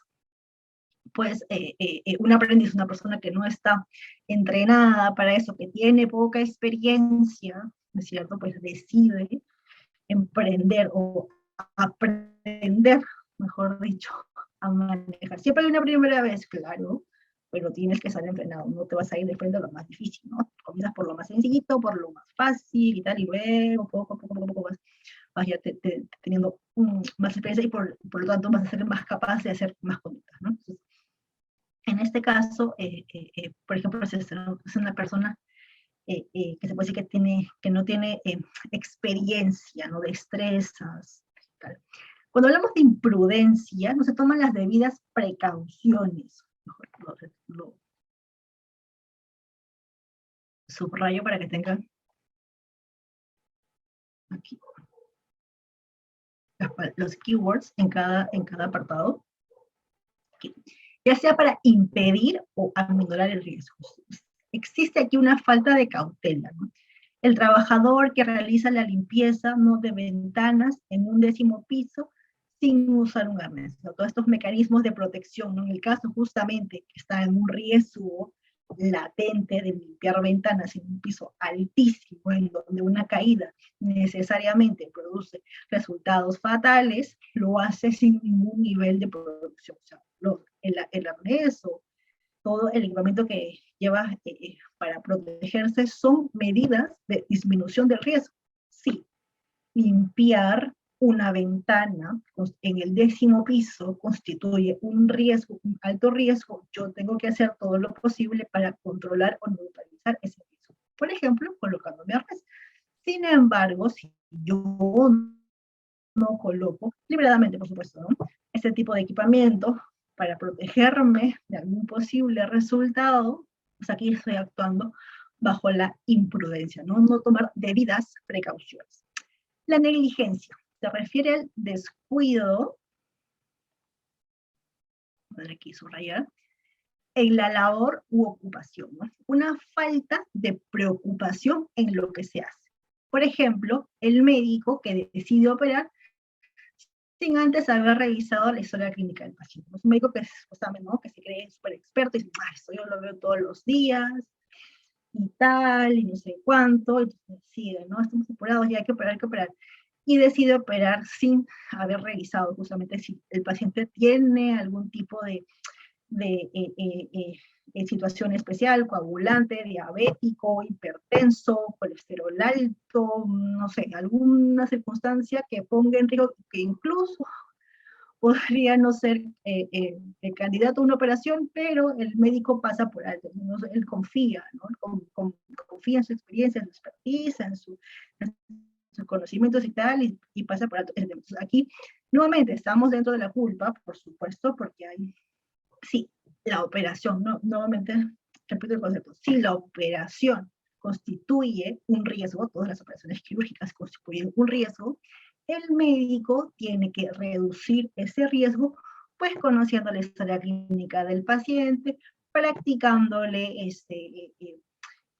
chequeos de rutina, ¿no es cierto? Bueno, todos, yo nunca he sido operada, gracias a Dios, pero seguramente los que aquí, los que están conectados han sido operados, entenderán que han pasado por una serie de exámenes de sangre, ¿no? De orina, algunas placas para ver exactamente dónde está el problema, etcétera, ¿no? Entonces, todas esas actuaciones no es para que te saquen plata en la clínica, no es para que te hagan perder tu tiempo, no es para que te molesten y te pinchen con la aguja, ¿no? Todas esas actuaciones hacen que el riesgo de operar sea controlado, porque el médico ya va a saber, ok, me encuentro frente a un paciente, no sé, como un paciente hipertenso, o un paciente oncológico ¿no? que está llevando quimioterapia, y claro, se le ha roto ahora la pierna. Entonces, yo tengo esas condiciones, tengo esos conocimientos de que tengo este paciente justamente para reducir el riesgo que conlleva de por sí una intervención quirúrgica, ¿de acuerdo? Entonces,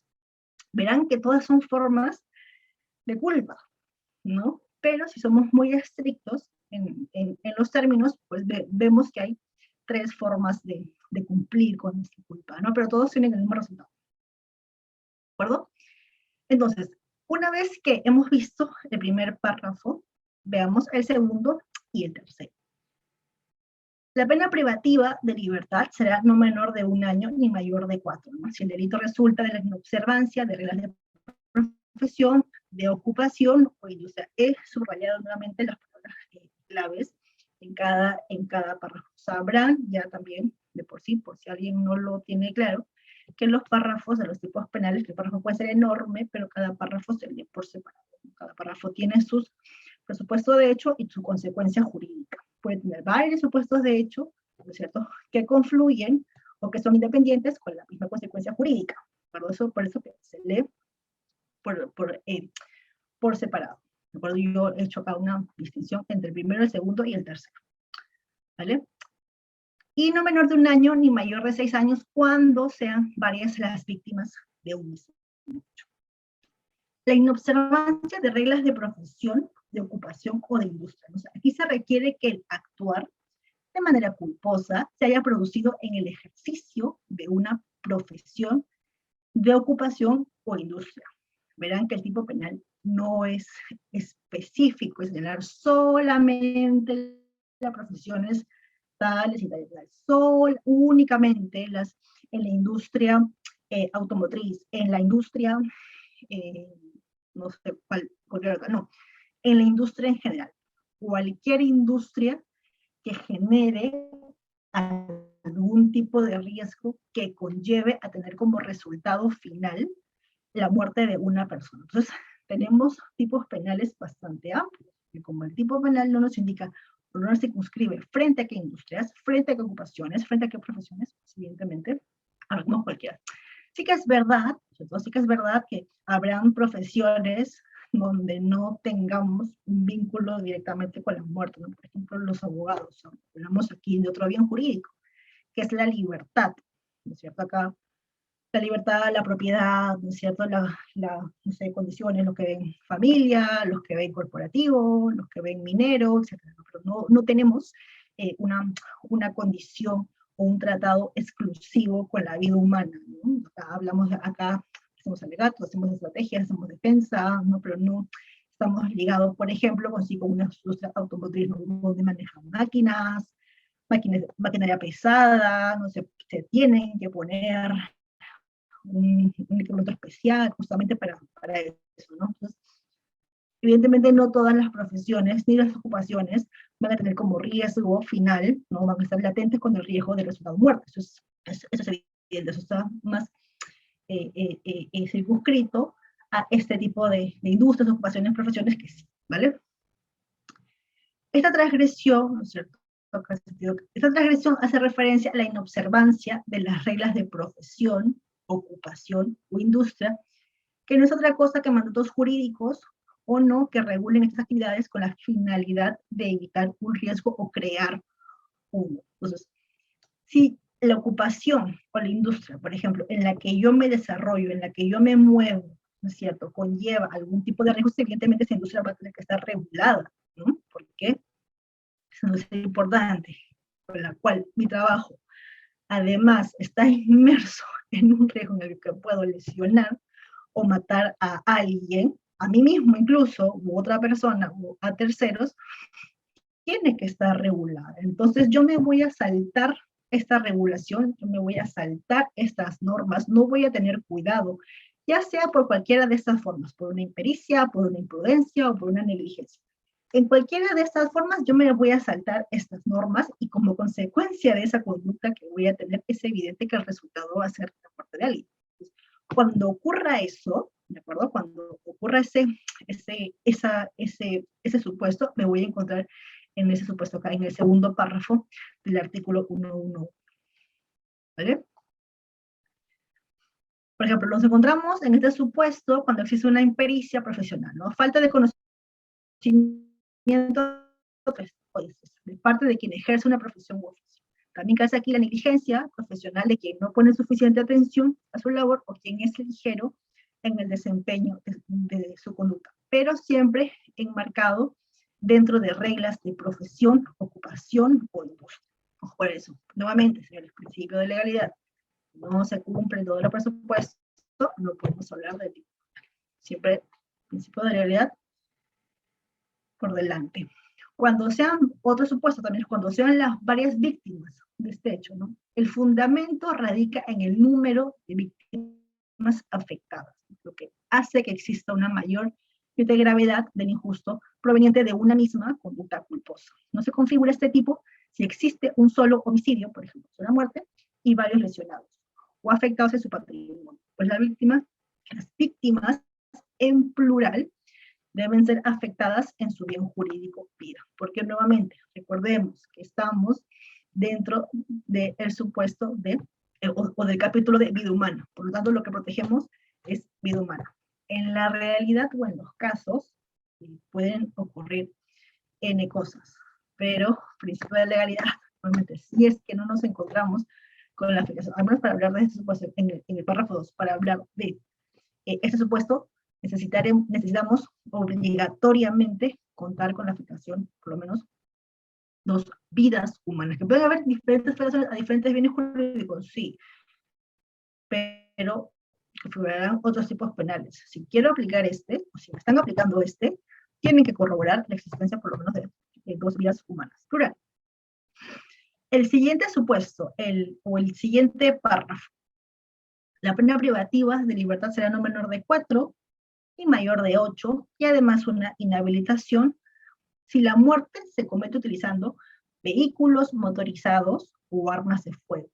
Además, acá pueden ponerle un más, estando el agente bajo efecto de ¿qué? De drogas tóxicas, estupefacientes, sustancias psicotrópicas o sintéticas, o con presencia de alcohol en la sangre en proporción mayor a 0.5 gramos, cuando hablamos de transporte público, o 0.20, particular, o 0.25 cuando hablamos de transporte público de pasajeros, mercancías. Tal. Y hay otro supuesto, cuando el delito resulte de la inobservancia por reglas técnicas de tránsito. Esto es la aplicación de este tipo de planteamiento bastante común, porque sí que es verdad que hace unos años atrás, pues es bastante común, lamentablemente, escuchar noticias de muertes en pistas, ¿no? Muertes en pistas a manos de conductores ebrios, más allá de drogados, ¿no? Ciertamente el uso de drogas tóxicas o estupefacientes y tal, en proporciones, si hablamos de números, no es tan alta como si conductores ebrios, ¿no? Y claro, esto se coloca ya con una protección penal, ya no estamos hablando de una mera ¿no? infracción al reglamento de tránsito, sino esto ya tiene un cariz penal, esto ya tiene una protección penal, porque evidentemente estamos hablando de la afectación de una vida humana, ¿no? Manejar o inobservar alguna regla de tránsito, pues acarreará una papeleta, ¿no? Una sanción, un tema administrativo, ¿no? Que es independiente, pero cuando ya hablamos de la afectación de una vida humana, pues naturalmente nos colocamos allí ya en el, 100, en el 111, párrafo 3. ¿No? Entonces, el fundamento, porque siempre me gusta hablar aquí, ¿no? De fundamentos. ¿Por qué? ¿Por qué? ¿Por qué? ¿Por qué? ¿Por qué sucede eso? Porque al legislador se le antojó, ¿no? ¿Por qué? Porque el pueblo lo reclamaba por policía criminal, ¿no? Siempre hay un fundamento, señores. Todo lo que está en el tipo penal, en los tipos penales, tienen un fundamento, ¿no? Como nosotros como abogados, personas entrenadas en leyes, o que de alguna manera vamos a trabajar con leyes, tenemos que saber de dónde, no podemos ser como borreguitos, ¿no? Y simplemente leyendo el código, nos compramos el código actualizado, ¿no? Lo forramos, y lo aplicamos, y lo leemos, ¿no es cierto?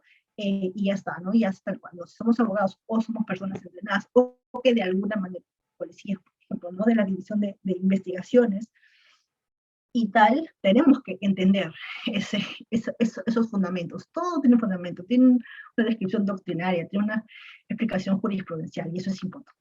Entonces, el fundamento de esta agravante radica que el conductor pues, ejerce una actividad riesgosa. Cuando hablamos de culpa, negligencia, hay un término que de todas maneras tenemos que incorporarlo en nuestro vocabulario automáticamente, el riesgo, ¿de acuerdo? Con una clara y evidente disminución de sus capacidades, ¿no? Disminución de reflejos, de la atención o de la visión, ¿no? Lo cual aumenta la posibilidad de creación de un riesgo no permitido.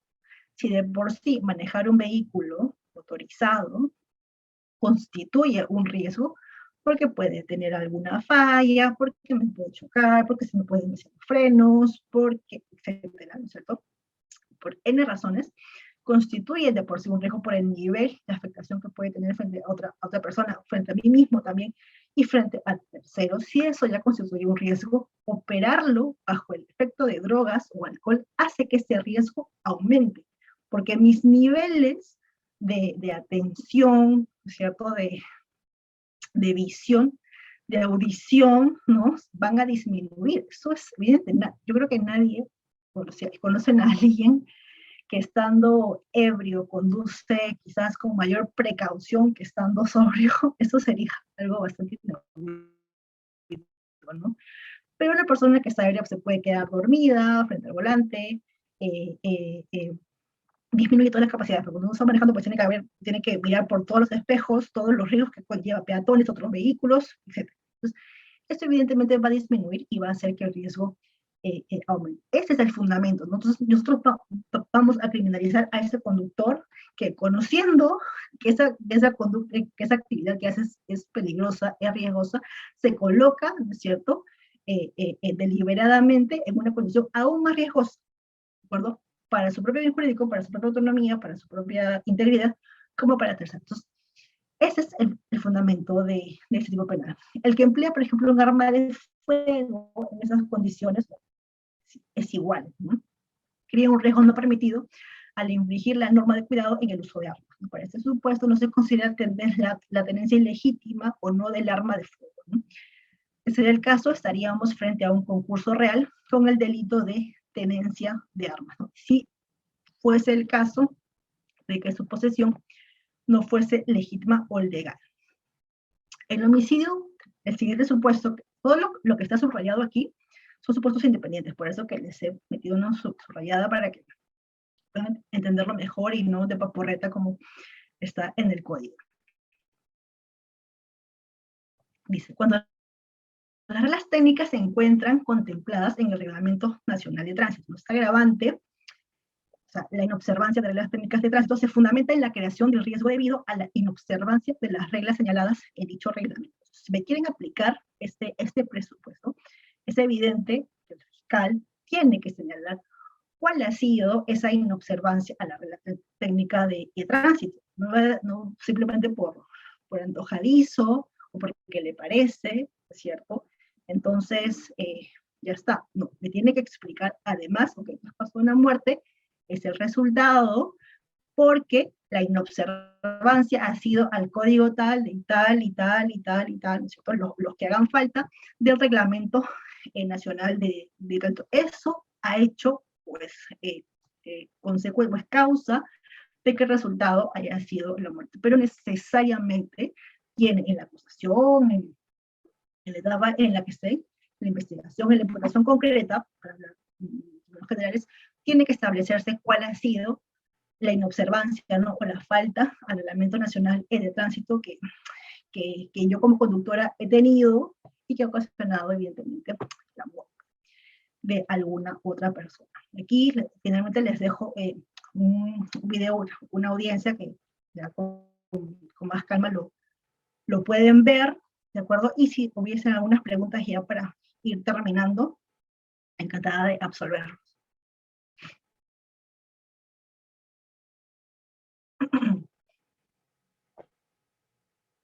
Creo que Reader no está conectado o no me escucha. Doctora, muchas gracias. El quien le habla es Rodrigo, también parte del equipo de OIAPOLIS. Sí, Ride creo que está Bueno. ausente. Sí, Sí, no pasa Aquí nada, estoy, no pasa doctora, aquí nada. estoy, doctora, discúlpeme, Vale, vale. discúlpeme. ¿Cómo está, No, doctorita? Qué gusto saludarla. Sí, nosotros tenemos todavía tiempo porque el doctor psicólogo todavía está en cátedra. ok. Sí, doctorita, no sé si podemos a los estudiantes que requieran hacer alguna consulta, levante su manito. ¿Sí? ¿Está bien, doctora? Sí, sí.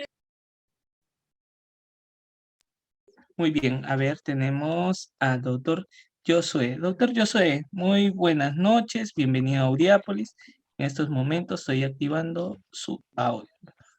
Muy bien, doctor Josué, muy buenas noches, bienvenido a Audiápolis. Le damos acceso a su audio. Gracias.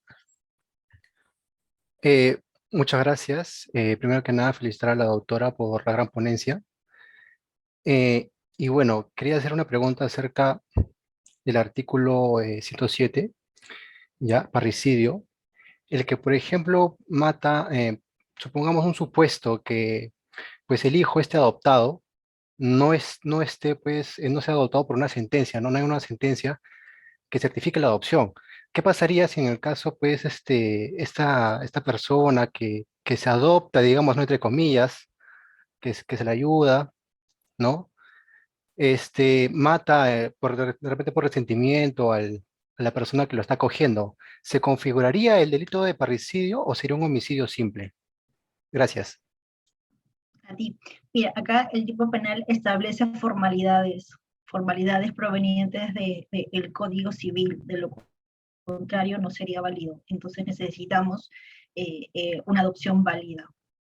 Sí, necesariamente se requiere una adopción válida. ¿No? Justamente, incluso lo había colocado por aquí, por una de las diapositivas, para corroborar esa situación, pues se puede presentar, o se tiene que presentar algún tipo de sentencia, algún tipo de resolución, un registro, o sea, algún documento que avale y acredite esa relación entre el sujeto activo y el sujeto pasivo, ¿no? O sea, es necesario esa acreditación.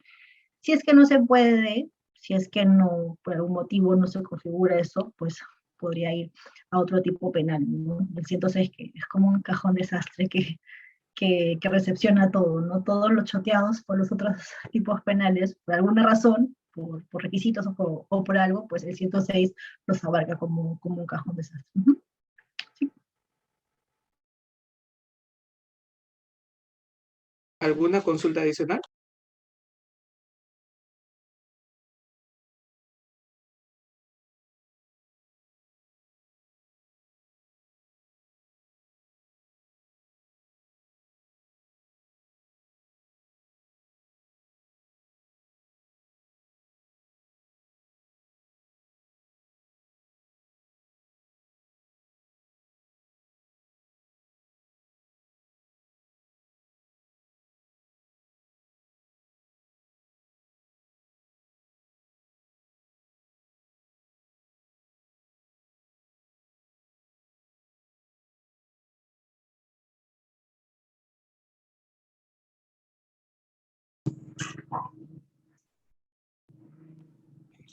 Buenas noches, ¿se me escucha?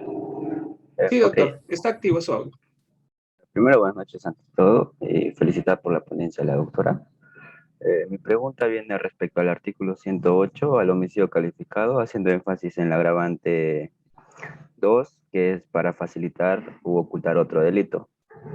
Mi pregunta era si esta acción de facilitar o facilitar u ocultar otro delito debe estar acompañado de dolo o también figuraría en el caso de que sea producto de la culpa, cuando por ejemplo casualmente, entre comillas, ocurre el homicidio, ¿se figuraría dentro de esta agravante o se figuraría en qué tipo de delito, doctorita?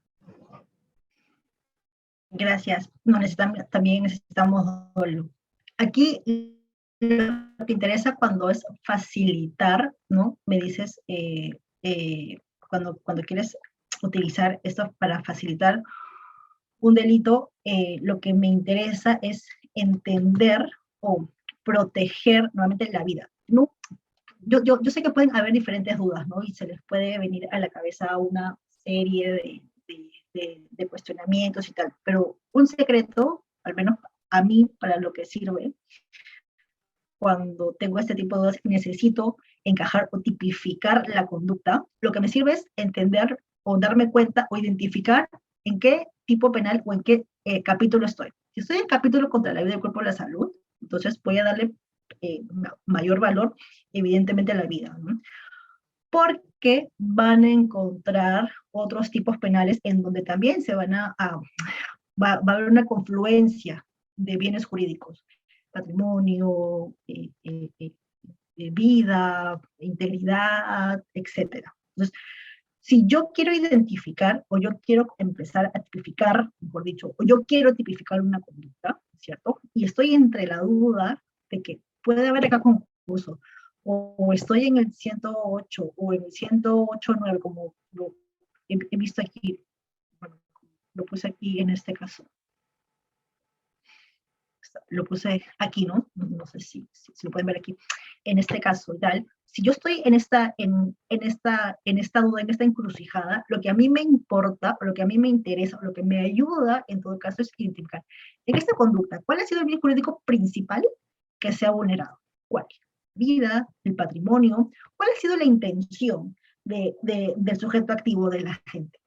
¿Cuál ha sido? ¿Ha sido el patrimonio, la vida o cuál otro? ¿No? Entonces, eso a mí me ayuda mucho. Lo hago casi como una técnica cuando quiero tipificar algún tipo de delito, para saber si calculo o si lo contemplo en el 108, en el 189 o cualquier otro. O sea, cuando tengo una confluencia de bienes jurídicos.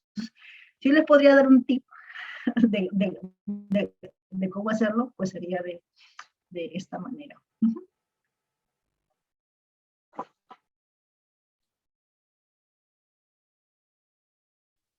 Excelente, estimados participantes. Tenemos al doctor Kimber. Está activo su audio. Buenas noches a todos. Buenas noches, doctora. ¿Qué tal? Contento de poder hablar nuevamente. Mi pregunta es la siguiente. En una relación homosexual de dos mujeres, cuando una de ellas termina con la vida de la otra, ¿en qué delitos estaría cometiendo en este caso? ¿Sería el de feminicidio o homicidio simple? Y si no sería homicidio, ¿cuál sería la razón? Eso es todo.